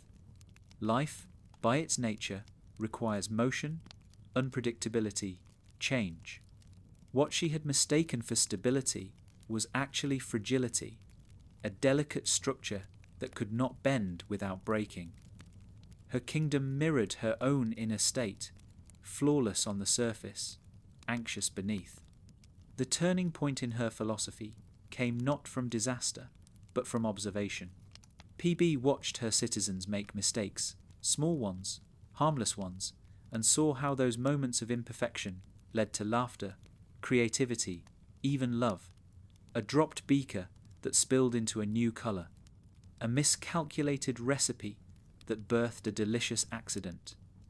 A misunderstanding that became a friendship. The world, she began to understand, thrives not in precision, but in flexibility. She started to see imperfection, not as weakness, but as potential, a form of resilience. Her earlier, perfectionism had been rooted in fear. Fear of loss, fear of entropy, fear of reliving the destruction that came before. But love, she now saw, required the courage to let things break, to allow disorder so that life could renew itself. Philosophically, PB's evolution mirrors the shift from determinism to organicism, the realization that systems, like people, must adapt, not obey. She stopped treating her kingdom as a machine and began treating it as an ecosystem. Where once she tried to fix every flaw, she now sought to understand it. A cracked wall, a flawed citizen, an unexpected outcome, these no longer threatened her, they fascinated her. Her perfectionism softened in her relationships too. With Finn, she no longer sought to guide him into becoming someone predictable. She learned to appreciate his impulsiveness, his emotional honesty, qualities that once frustrated her but now reminded her of vitality. With Marceline, she found peace not in agreement but in contrast. They did not fit perfectly, and that was precisely what made their connection real. This acceptance extended to herself. PB had spent centuries holding herself to impossible standards: ruler, scientist, saviour. Every error felt catastrophic because she believed the world depended on her flawlessness. But as her understanding deepened, she began to see her mistakes as part of her humanity, or whatever the candy equivalent might be. Each failure taught her empathy. Each regret taught her humility. She no longer needed to be perfect to be good. The Candy Kingdom changed with her. Its routines became looser, its designs less uniform. Art began to flourish where once there had only been function. Festivals grew louder, messier, more alive. PB watched her people create things she would never have thought of, and she smiled because that was the point. She had built the framework, but life had filled it with colour. In the stillness of her laboratory, she often reflected on how perfection had deceived her. It had promised peace but delivered isolation. It had told her that if she could eliminate error, she could eliminate suffering. Yet the absence of error also erased joy. Perfection had been her armour, but also her cage. The cracks that formed in it became the openings through which real connection entered. She once thought perfection would make her eternal. Now she knows that imperfection is what allows eternity to keep moving. Decay leads to growth. Failure leads to learning. Love deepens through misunderstanding. The very fragility she once despised becomes the foundation of her strength. There is a quiet scene that defines this transformation. PB sits on the balcony of her castle as twilight settles. Below her, the kingdom glows with soft lantern light. Somewhere, a musician plays off-key, and the sound wavers in the air, imperfect, tender, alive. She listens, smiling faintly. The old PB would have corrected it. The new PB lets it be. That, she thinks, is perfection enough. Her philosophy matures into something deeply humane. That flawlessness is not the goal of existence. Harmony is. Harmony is not sameness. It is difference finding rhythm. In this light, perfection becomes not an endpoint, but a temporary illusion, a phase in the ongoing process of becoming. When her people stumble, she helps them stand. When they question her, she listens. When something breaks, she doesn't panic. She rebuilds with patience, not precision. The Candy Kingdom becomes not an engineered utopia, but a living testament to the beauty of imperfection. In the grand scheme of OO, PB's journey stands as a lesson about creation itself. Every civilization, every mind, every heart eventually learns the same truth, that perfection is a brittle dream, and that life's meaning lies in the cracks it leaves behind. Her own form, luminous, elastic, never quite fixed, mirrors that lesson. She is perfection undone, and in that undoing, she finds peace. By the end of her story, PB has ceased chasing the ideal. She has become the equilibrium between chaos and order, mind and heart, structure and freedom. Her world may still wobble, her inventions may still fail, but she no longer fears the wobble. It is what keeps the world alive. When she looks upon the Candy Kingdom, she no longer sees the sterile perfection she once demanded.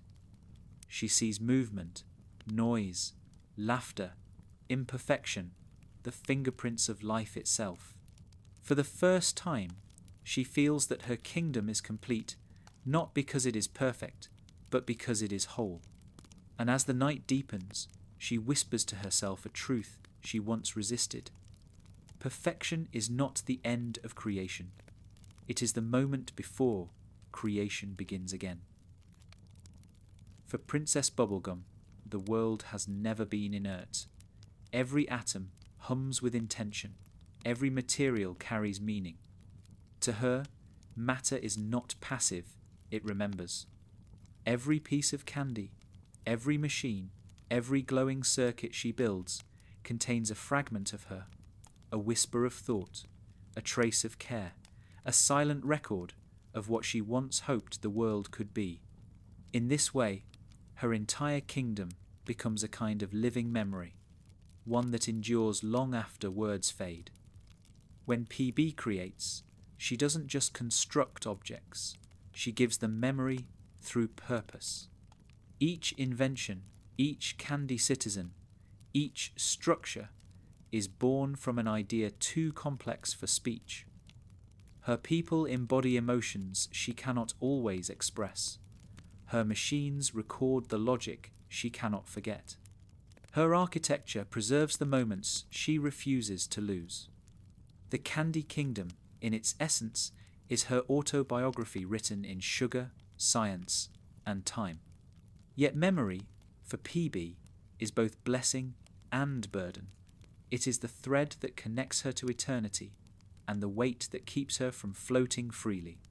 She remembers everything, every experiment, every mistake, every loss. Her long life has made her mind a library without silence. She has catalogued centuries of data, but also centuries of emotion. Her machines in turn become her companions in remembering. They hold what she cannot bear to forget, and sometimes what she wishes she could. When she repairs an old robot or reprograms a broken guardian, it is never just maintenance, it is an act of remembrance, a quiet conversation with her own past selves. She often whispers to her creations as she works, not out of habit, but reverence. They have witnessed her transformations. They know her before even she did. In their gears and circuits lies the continuity of her existence, the thread that binds the princess who once sought perfection to the woman who now accepts impermanence. Philosophically, PB's understanding of matter borders on the spiritual. She does not believe in ghosts in the traditional sense, but she believes that energy lingers, that emotion imprints itself upon the physical. A shattered candy shell still carries the echo of the joy that shaped it. A faded formula still hums with the curiosity that first brought it to life. In her hands, the boundary between science and spirit dissolves. The universe becomes a network of remembrance, everything connected, everything retaining the faint memory of everything else. Her immortality deepens this awareness. Having lived through countless generations of her own creations, she has seen memory pass from one form to another. A candy citizen who once served her might dissolve and be reborn in another shape. A machine might break, its fragments recycled into new inventions. To anyone else, this would be simple resource management. But PB knows better. The memory persists. She feels it in the resonance of her materials, as though every component remembers what it once was. This continuity becomes her comfort. It assures her that nothing truly vanishes. It only transforms. When someone she loves is gone, she looks for them in what remains, a scent, a melody, a fragment of something they once touched. She finds them in the structure of the world itself, in the atoms they left behind. Her science, once used to resist loss, now becomes a way to listen to it, to hear how even matter mourns softly, patiently, without despair. Her laboratory reflects this belief.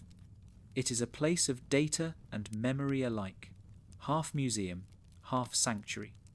Every shelf holds not only tools, but relics. Old experiments preserved in glass jars, pieces of broken machinery, scraps of early prototypes. To an outsider, it might look like clutter. To PB, it is history, alive and humming. She can trace her entire evolution through the things she has made and remade. Her laboratory is her mind externalized, a place where nothing is forgotten, only repurposed. But memory, like perfection, can trap her if she's not careful. Sometimes, when she looks upon her older creations, she feels the ache of who she used to be. The versions of herself that existed centuries ago idealistic, rigid, afraid, linger in those objects, like reflections frozen in glass. She wants to move on, but her past selves stare back. Memory reminds her that she has changed, but also that she carries everything she was, always. This tension shapes her philosophy of time. For PB, memory and matter are the same substance. Both decay, but neither disappear. She understands entropy, not as destruction, but as transformation, the universe's way of remembering differently. Her own candy body reflects this, elastic, reforming, never quite the same from day to day, yet always her. In her form, the cosmos finds a metaphor, memory, and matter entwined, endlessly reshaping each other. Marceline, who has lived almost as long, understands this instinctively. Their relationship, in many ways, is built on memory. They have become one another's archives, keepers of shared centuries. Marceline remembers PB's laughter. PB remembers Marceline's songs. When they drift apart, those memories sustain them. When they reunite, they rebuild from what was never truly lost. In each other, they find proof that love, too, imprints itself on the fabric of existence. Finn, by contrast, represents something PB no longer experiences, the freedom of forgetfulness. His youth allows him to move through time lightly, shedding mistakes as he grows. PB admires that, even envies it. To her, forgetting feels impossible. Yet she learns from him that memory need not be a prison. It can also be the soil where new beginnings take root. Every generation that rises in ooh forgets a little, and that forgetting becomes a kind of mercy, a way for the world to heal. PB's morality, shaped by centuries of memory, is patient but weighted. She forgives slowly, not because she resists, but because she remembers too clearly. Every betrayal, every wound remains vivid. But memory also teaches her compassion. She understands that others forget not out of cruelty, but because they must. So, she carries memory for them, quietly, gently, preserving history so they may live without its full burden. Over time, she begins to teach her citizens about memory as continuity. She tells them that when they create something, a song, a recipe, a joke, they are contributing to the long, sweet chain of remembrance that defines their world. The Candy Kingdom becomes a culture of storytellers and makers, each adding their voice to the collective memory PB started. In this way, her kingdom stops being a monument to her intellect and becomes a living library of experience.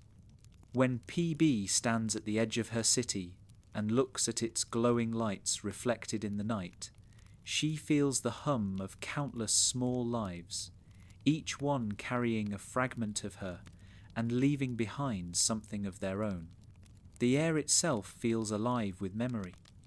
She realizes then that her greatest invention was not any single machine or discovery, but the continuity she built, a system where life remembers itself endlessly.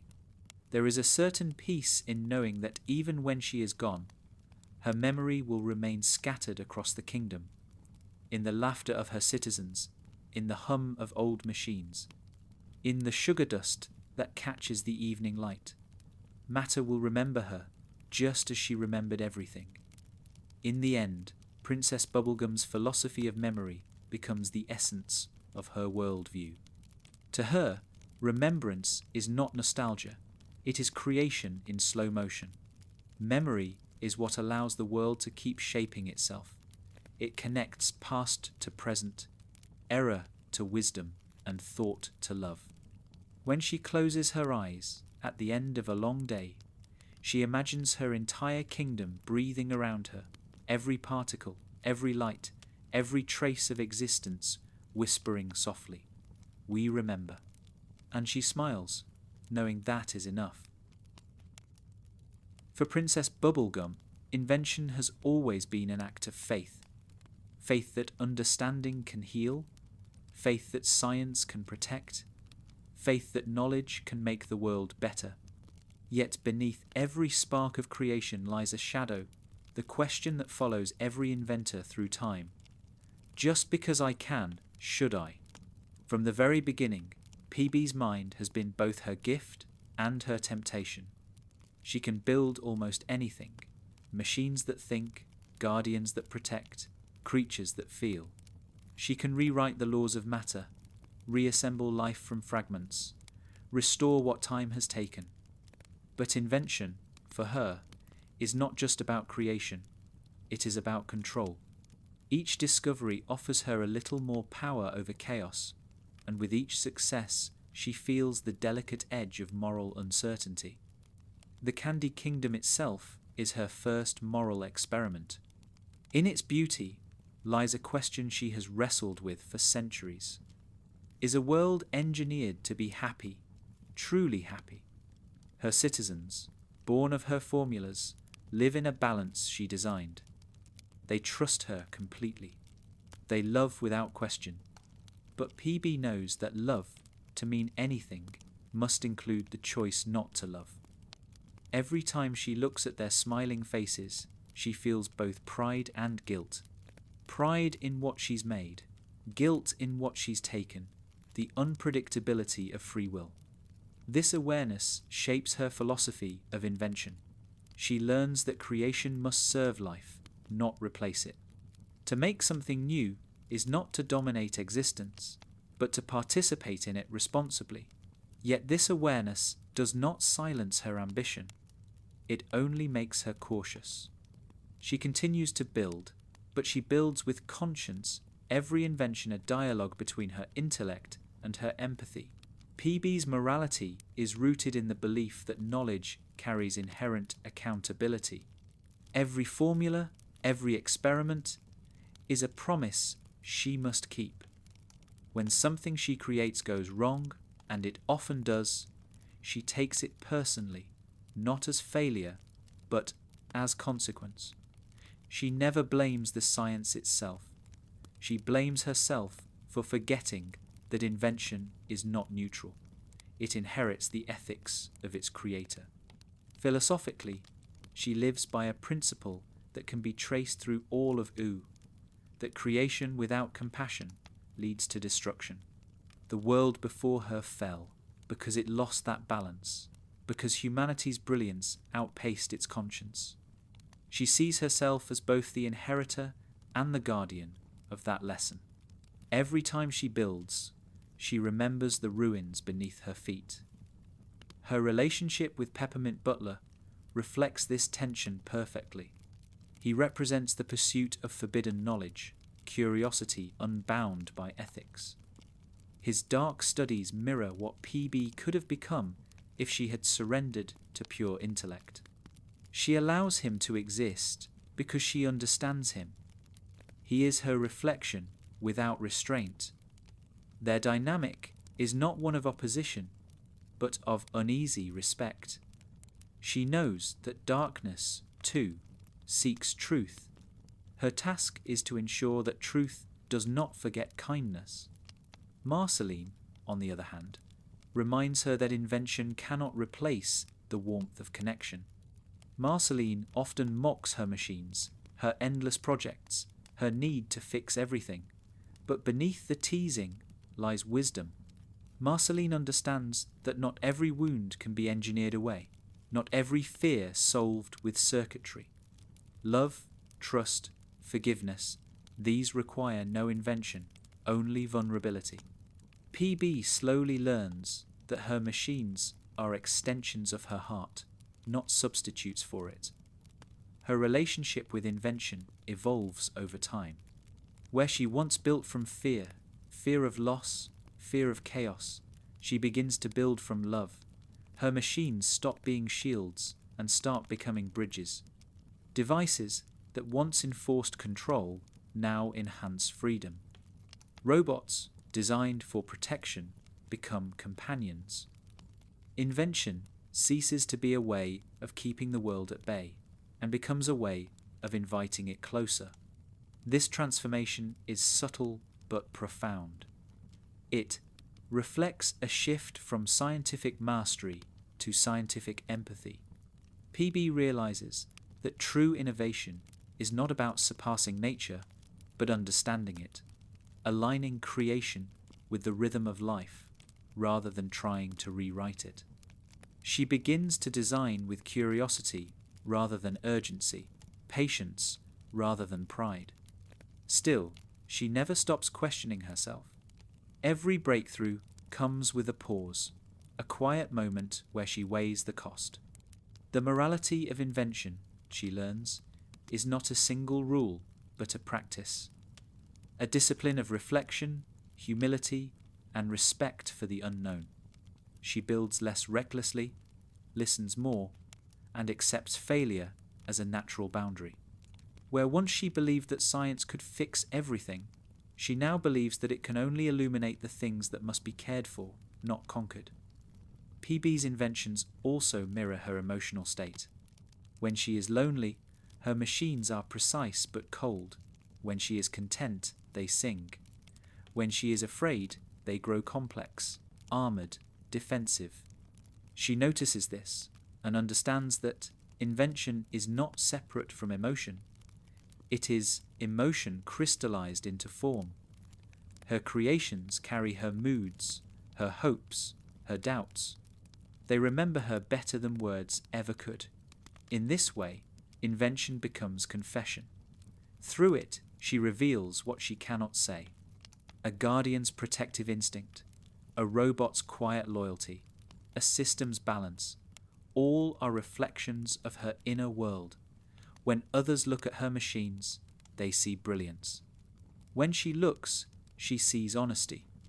Her moral philosophy eventually solidifies into a simple principle: to create is to care.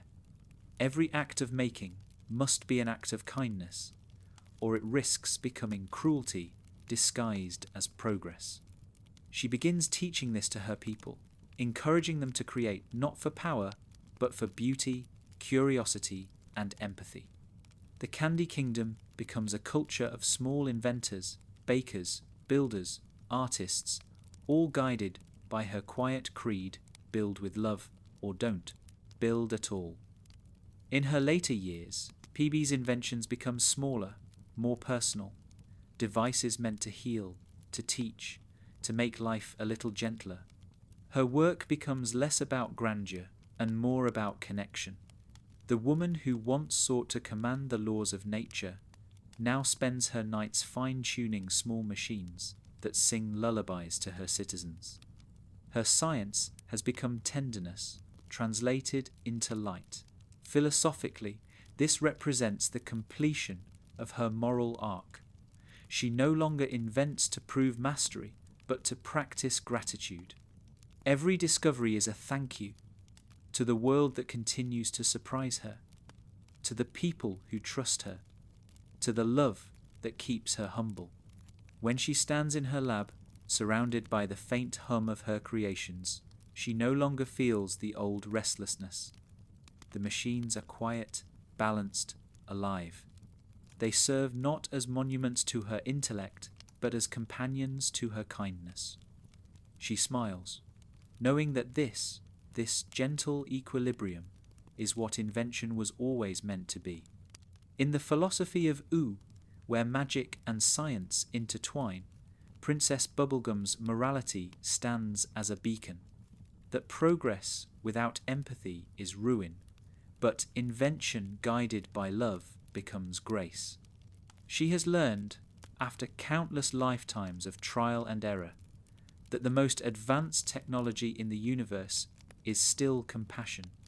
And when the night grows still, and one of her small machines hums softly in the dark, she listens and hears it echo back the one truth she has built her entire life around. Creation means nothing without care. Knowledge has always been Princess Bubblegum's light and her shadow. It has saved her world countless times, rebuilt what was broken, and kept chaos at bay.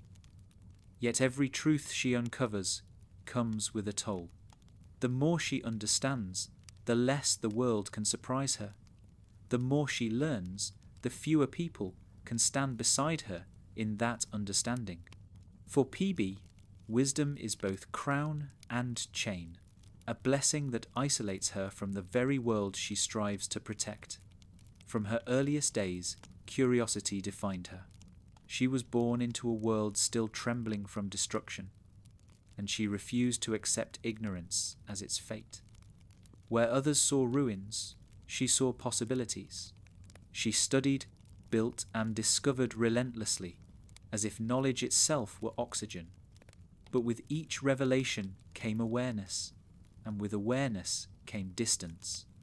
While others could live in wonder, she could not help but see the mechanics behind it. To her, beauty was a system, joy a chemical, even love a sequence of reactions. It didn't make her feel superior, it made her lonely. Knowledge separated her not because she desired it, but because she could not unlearn it. Once she knew how fragile life truly was, how easily systems collapse, how quickly emotion turns to entropy, she could never return to innocence. Her people smiled, trusting her to keep their world intact, but only she saw the cracks beneath the surface. That burden of awareness became her silent companion, a weight no one else could share. There were times when PB tried to ignore it, to let go of analysis, to simply be. But her mind never rests. Even in silence, it calculates. Even in joy, it observes. The world, for her, is a living equation, and she cannot stop solving it. What others call intuition, she calls data. What others call destiny, she calls design. And yet, deep down, she envies those who can live without needing to understand, who can find peace in mystery rather than meaning. This longing becomes most visible in her relationships. Finn's innocence once fascinated her precisely because it contrasted her burden. He could act without hesitation, believe without proof. He represented the freedom of not knowing, something she could never reclaim. Marceline, too, offered a different form of wisdom, the emotional kind that PB's intellect could not replace. Through her, PB glimpsed a truth beyond science, that not every answer must be earned. Some truths are felt, not found. Still, she cannot escape who she is. Knowledge defines her. It is her weapon, her art, her language, and, like all languages, it sometimes leaves her misunderstood. Few in U can follow her thought process, and fewer still can question it. That isolation hardens into habit. She becomes self-contained, measured, and precise, not because she lacks emotion, but because she fears it will cloud her clarity. Yet that very restraint, over time, becomes its own kind of grief. Philosophically, PB lives within what scholars might call the paradox of enlightenment. The more one sees, the harder it is to believe. To know the structure of the stars is to lose the wonder of their light.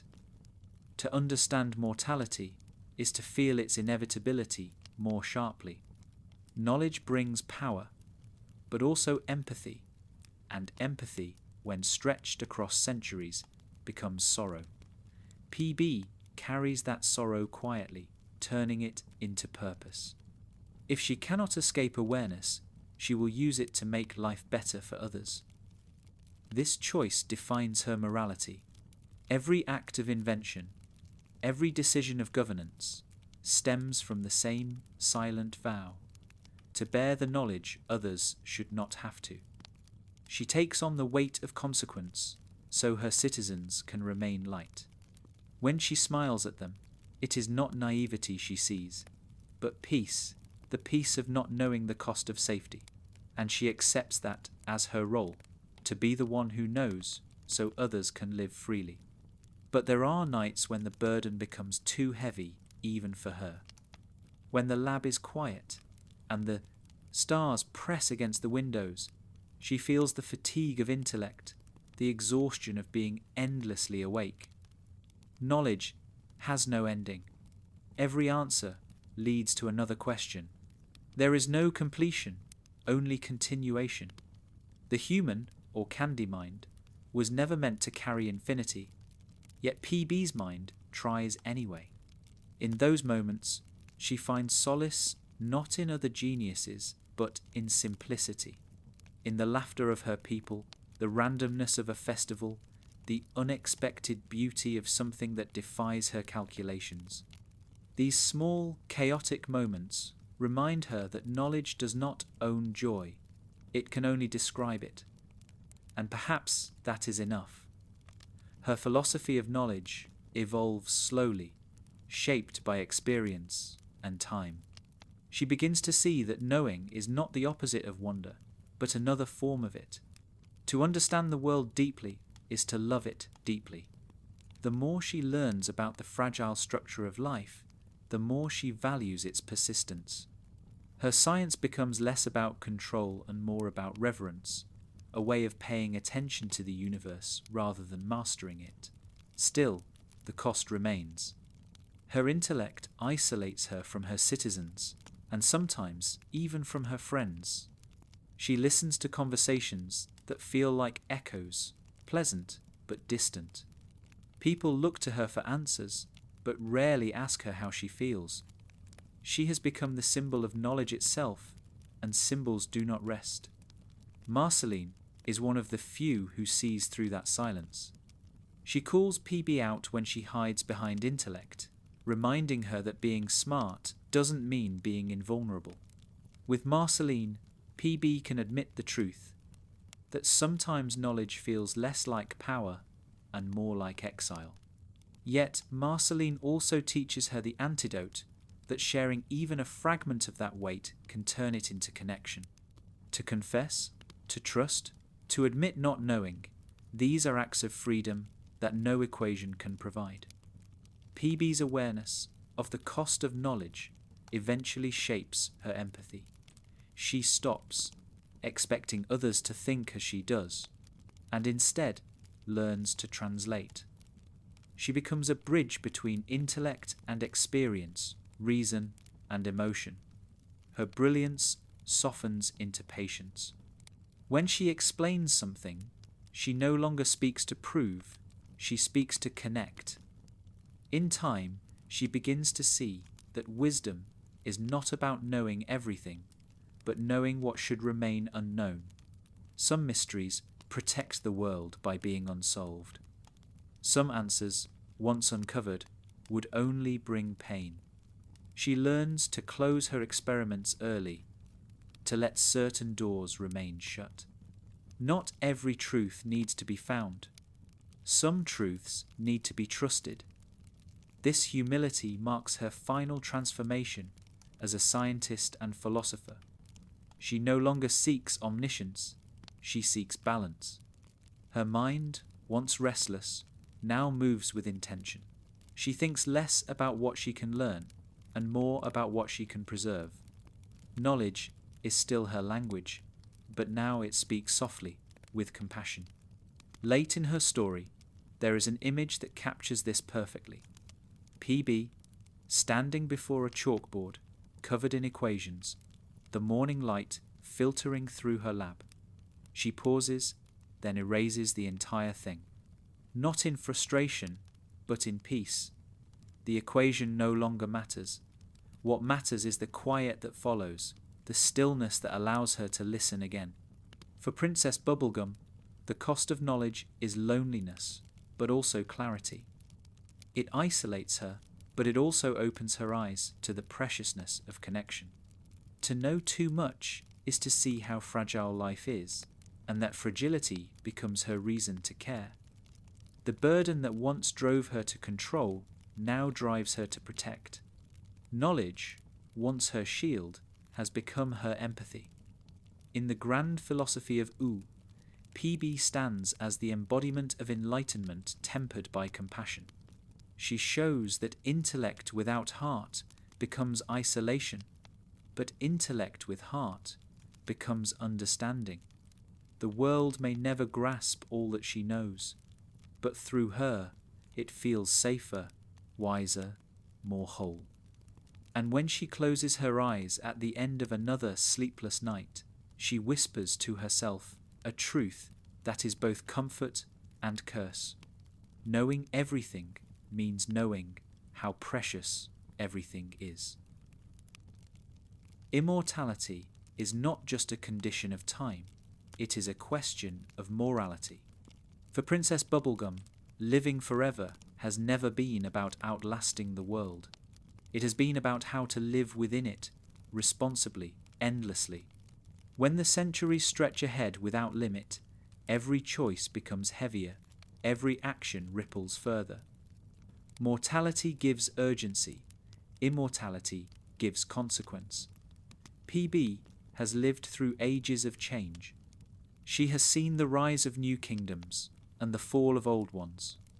She has watched friends grow, fade, and disappear while she remains. Every era leaves a trace on her, not in her body, but in her conscience. The ethical dilemma of eternity is this: if time cannot judge you, you must judge yourself. And judgment, when stretched across centuries, becomes almost unbearable.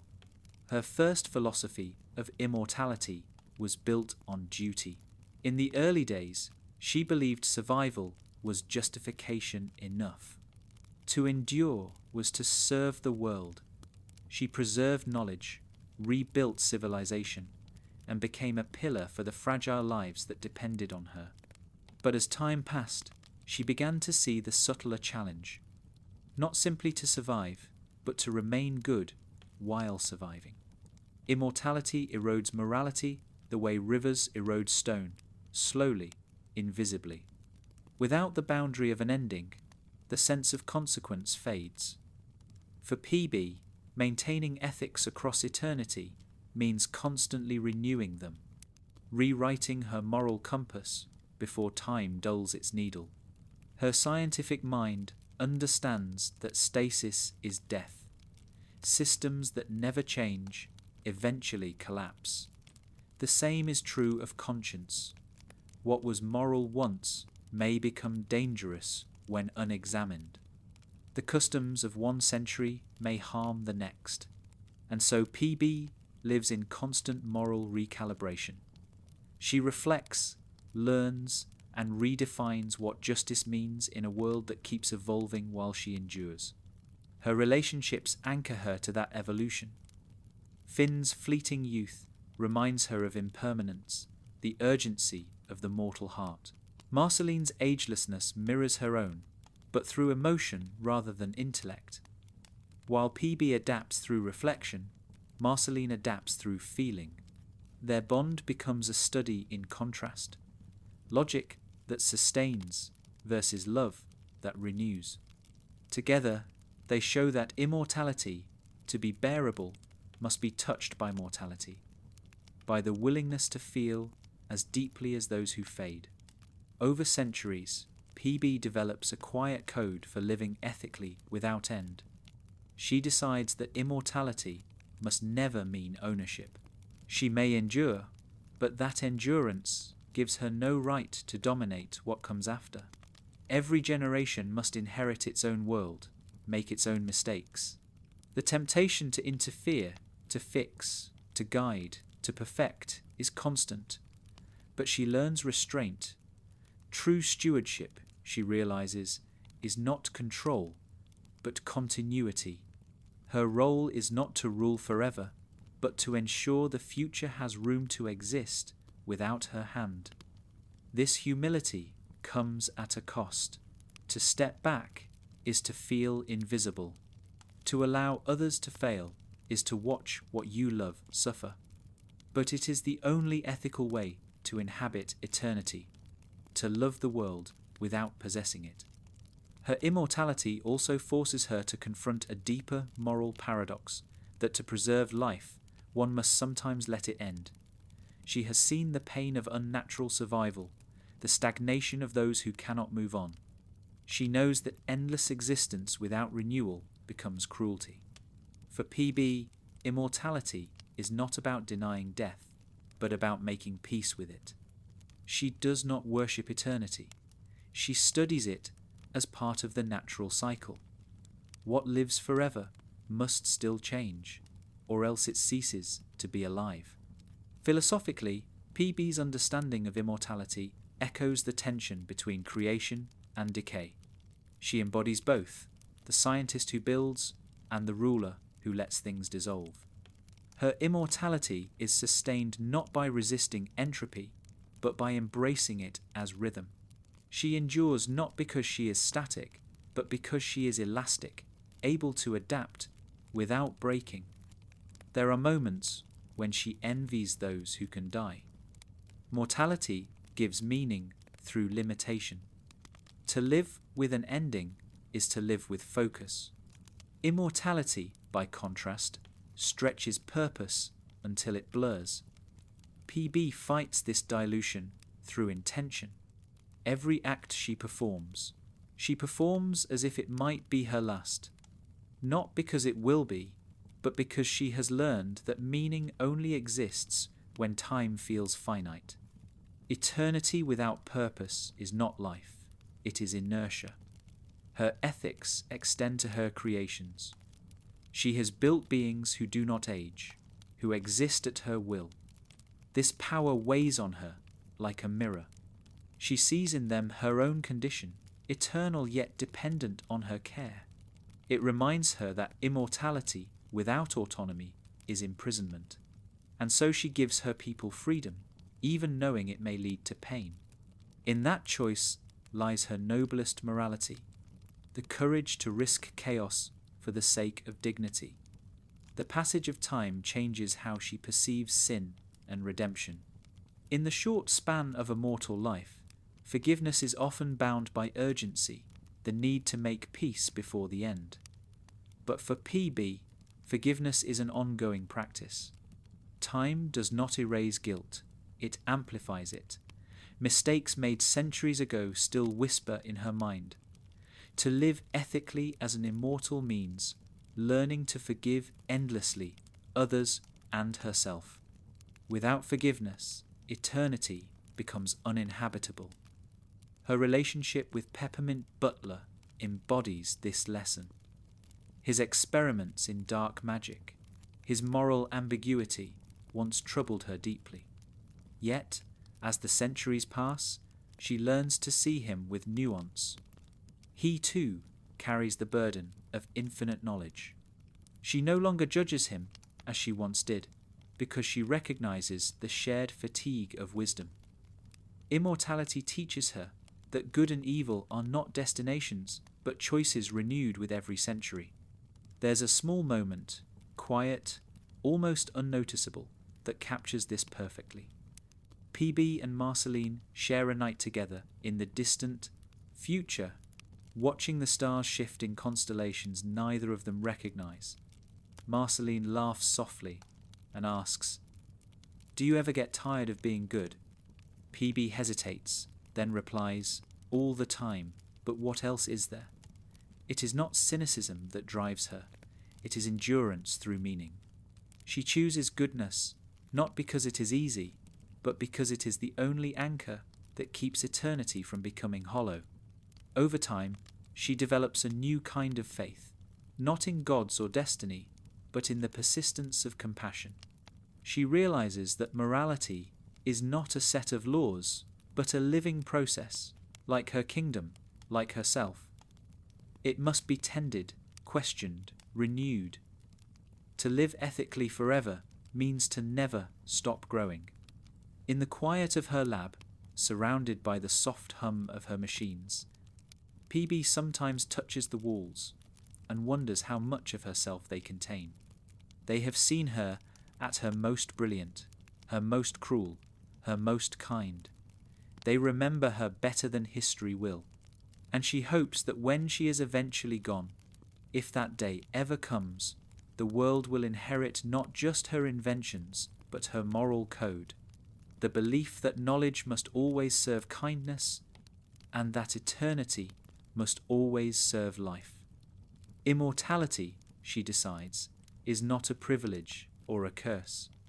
It is an obligation to keep learning how to love the world, even when it changes beyond recognition. To bear witness without giving up. To outlast despair, not through ignorance, but through compassion. When dawn breaks after another long night, PB looks out over her city and smiles. The Candy Kingdom is alive, imperfect, and ever-changing. Her people laugh, argue, rebuild. The cycle continues. She has seen it all before, yet it still moves her. Eternity has not numbed her. It has deepened her appreciation for every fragile moment that endures. She whispers to herself, almost like a prayer, immortality is not about never dying. It's about never stopping to care. And in that quiet truth lies her ultimate philosophy, that endless life means endless responsibility, endless empathy, and endless choice. For most of her long life, Princess Bubblegum believed perfection was the ultimate defense against loss. If she could build the flawless kingdom, the unbreakable system, the precise equation, then nothing precious would ever vanish again. But eternity has a way of softening convictions. Time taught her what no experiment ever could, that perfection does not protect, it imprisons, and that endings are not the failures she once feared, but the necessary breath that keeps life from suffocating under its own continuity. She begins to see this truth in small moments, moments that pass without fanfare. A candy citizen leaves to start a new life beyond her borders. A machine she designed to last forever slowly grows silent. Even the walls of her kingdom, once gleaming, begin to show faint cracks. None of these things are disasters. They are reminders. Perfection is not peace, it is pause. And life, she realizes, is defined by motion. In her earlier centuries, PB thought the opposite. She saw decay as threat, change as instability, loss as error. Her perfectionism came from love, but it was love expressed through fear. The fear of losing what she had built, the fear that the chaos of the old world would rise again. Her logic made her cautious, her caution made her rigid. For a long time, she mistook preservation for compassion. But preservation, when stretched too far, becomes control. It keeps beauty frozen instead of letting it breathe. Her turning point arrives not through destruction, but through observation. One evening, she walks through her gardens and notices that some of the plants she engineered, designed to bloom eternally, have stopped growing. Their petals are flawless, untouched by time, but lifeless. Next to them, wild flowers have taken root, growing freely, unevenly, imperfectly, yet full of colour and scent. She kneels among them and understands it is not flawlessness that makes life beautiful, but its impermanence. The cycle of blooming and fading, of beginning and ending, is the rhythm that gives meaning to existence. Philosophically, this moment becomes the cornerstone of her final evolution. She accepts that perfection is a form of death disguised as order. Life's strength lies in its capacity to fail, to renew itself through imperfection. Her kingdom, her inventions, even she herself, all must eventually change or fade. And instead of fearing that truth, she begins to cherish it. PB applies this realization to her governance. She starts to delegate power, allowing others to lead and experiment, even when their ideas conflict with hers. She stops intervening in every flaw, letting her citizens learn through mistakes. Where once she would have rebuilt everything after every crisis, now she waits and watches them rebuild for themselves. Her kingdom becomes less efficient, but more alive. Its imperfection becomes its heartbeat. Her science, too, transforms. She no longer aims to create eternal solutions. Her inventions become collaborative, open-ended. devices that adapt, learn, and sometimes fail gracefully. She starts to see failure not as waste, but as conversation, the way the universe responds to human effort. The scientist who once sought to master life now learns from it instead. The end of perfection also changes how she loves. With Marceline, she stops trying to preserve every moment. Their bond matures into something quiet, imperfect, and honest. They no longer chase an ideal version of each other. They simply share time as it comes. There are disagreements, silences, and laughter, each fleeting, each real. PB learns that love does not need to last forever to matter. Its beauty lies in its immediacy. Her relationship with Finn softens too. She no longer sees him as someone to protect or instruct. She sees him as a reminder that life's purpose is not to endure endlessly, but to be lived deeply. His mortal spirit, reckless, passionate, finite, teaches her more about meaning than centuries of study ever could. Over time, PB's acceptance of imperfection deepens into philosophy. She begins to teach her citizens that the pursuit of flawlessness is not progress, but paralysis. She encourages art over efficiency, questions over certainty, kindness over correctness. Her kingdom, once sterile and obedient, becomes a place of laughter and unpredictability, a living reflection of her humility. Even her perception of herself shifts. She used to believe that to lead forever meant to remain unchanging. Now she understands that leadership, like life, must evolve. She stops trying to be the perfect ruler and focuses instead on being a good one who listens, adapts, forgives. She allows herself to be vulnerable, even fallible, in front of her people, and they love her more for it. There's a quiet scene late in her story, one that captures this change. PB stands on her balcony at dawn, watching the Candy Kingdom wake. The air is cool, the sky a pale pink. She holds a small piece of candy glass, once part of an old experiment, now fractured but glinting in the light. She turns it in her hands and realizes how beautiful it is precisely because it is broken. Its edges catch the sunrise, scattering it into colours she's never seen. For the first time, she doesn't think of repairing it. She simply lets it shine. The end of perfection does not mean the end of progress. It means the acceptance that progress has no final form. Every discovery, every act of creation, every gesture of love is only a step in an infinite process. PB finally understands that peace is not achieved by eliminating flaws, but by embracing them, by seeing the grace within impermanence. In this acceptance lies her freedom. She no longer fears failure because she no longer believes in an ultimate success. She no longer fears loss because she has learned that endings make space for beginnings. Eternity, once her burden, becomes her canvas. Time stretches before her not as a challenge to conquer, but as an opportunity to keep learning, to keep forgiving, to keep beginning again. Her philosophy becomes almost cyclical. Every ending leads to creation, every flaw to discovery, every mistake to empathy. She teaches her kingdom the same rhythm. Festivals commemorate not victories, but recoveries. Science is taught as wonder, not as conquest. Even the castle itself, once polished and severe, now bears marks of time, small signs of use and history that PB refuses to erase.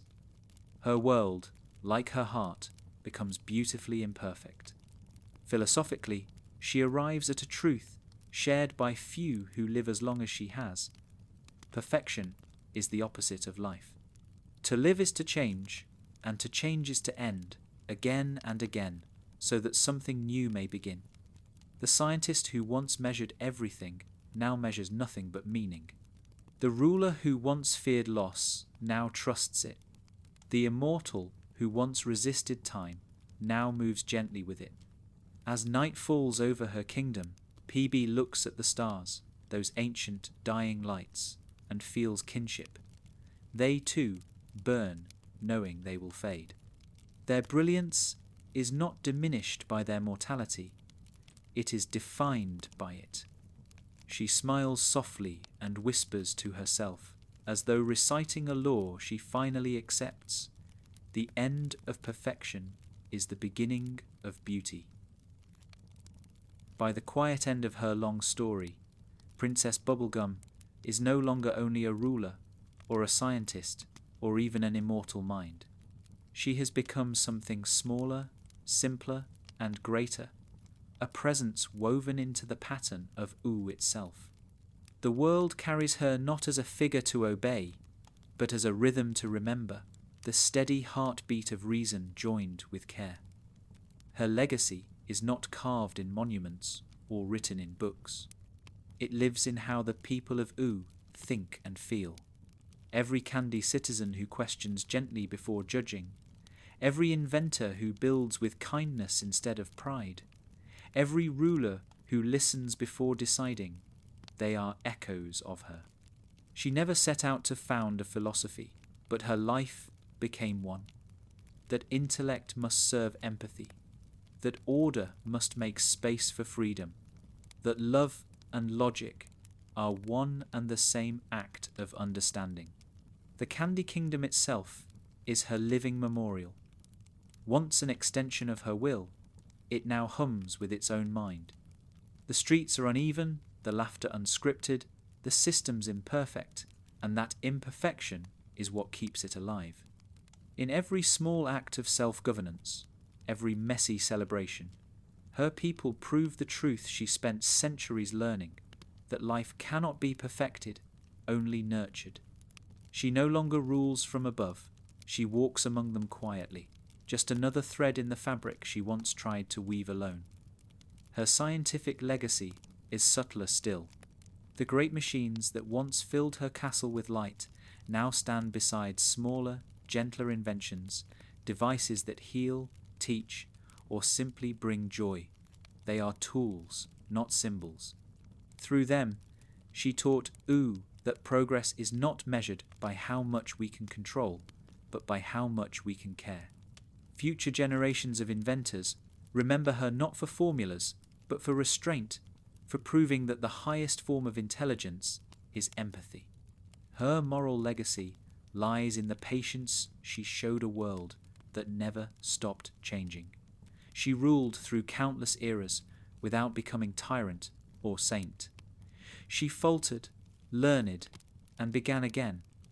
That humility became her greatest teaching. She showed that goodness is not purity. It is persistence, the willingness to choose compassion even after failure. In a land of magic, monsters, and chaos, she made morality a practice rather than a law. Her personal legacy rests in the hearts of those who knew her. Finn remembers her as the first mind who challenged his courage to become conscience. Marceline remembers her as the partner who taught her that love can survive silence. Peppermint Butler remembers her as the only being who could match his curiosity and forgive it. Even those who never met her live by her influence, shaped by the systems she left behind, systems designed not to last forever, but to grow beyond her reach. And perhaps the deepest legacy she leaves is philosophical, a new definition of perfection. For PB, perfection once meant flawlessness. Now it means harmony, the continual balancing of chaos and order, creation and decay, logic and love. It is not something to be achieved, but to be practiced, moment by moment, choice by choice. She turned that practice into her life's work, and by doing so, transformed Ooh itself. Her immortality ensured that she saw every cycle repeat, wars reborn, peace renewed, civilizations reimagined, yet she never became cynical. Each return of history deepened her faith that imperfection is not failure, but renewal. She came to believe that the universe does not seek equilibrium by erasing difference, it sustains it. Diversity, unpredictability, and contradiction are not flaws in creation. They are its soul. In the quiet centuries after her greatest struggles, people tell stories about her the way others speak of natural forces. They say the air smells sweeter near the Candy Kingdom because her presence lingers. They say that when someone forgives, she smiles somewhere beyond sight. They say that when an inventor pauses before activating a new machine, a trace of her caution guides their hand. These myths are not literal, but they are true. Her spirit endures not as a person, but as a principle, the unity of intellect and compassion.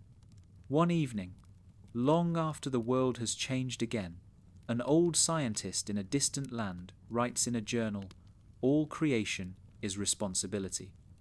It is an idea attributed to no one, yet it is hers. Centuries later, a child building a small candy robot whispers to it, "Be kind first, smart second." That, too, is hers. Her philosophy has become culture, invisible, constant, alive. If she ever allows herself to rest, PB would likely choose a quiet place, a garden grown wild, half-tended, where her machines and flowers coexist. She would sit beneath the faint glow of sugar leaf trees and listen to the sounds of her kingdom, laughter, music, the soft buzz of invention, and know that it no longer needs her. That is the true measure of legacy, when what you built can live without your hand. She has learned finally that the end of perfection is not the end of purpose. Purpose, like life, keeps reforming. Her existence has stretched across centuries, but the truth she leaves behind is timeless. That knowledge must be kind, that love must be wise, that everything alive must be allowed to change. When night falls and the lights of her kingdom flicker one by one, the horizon glows faintly pink. It is impossible to tell whether the colour comes from the sky or from her, perhaps, after so many ages, the two have blended. In that light, the world of Ooh breathes softly, imperfect and whole, carrying the memory of the one who taught it how to balance thought with heart. Princess Bubblegum's legacy is not the kingdom she built, but the lesson she lived. That reason without love is hollow, and love without reason is fleeting, but together they are eternal.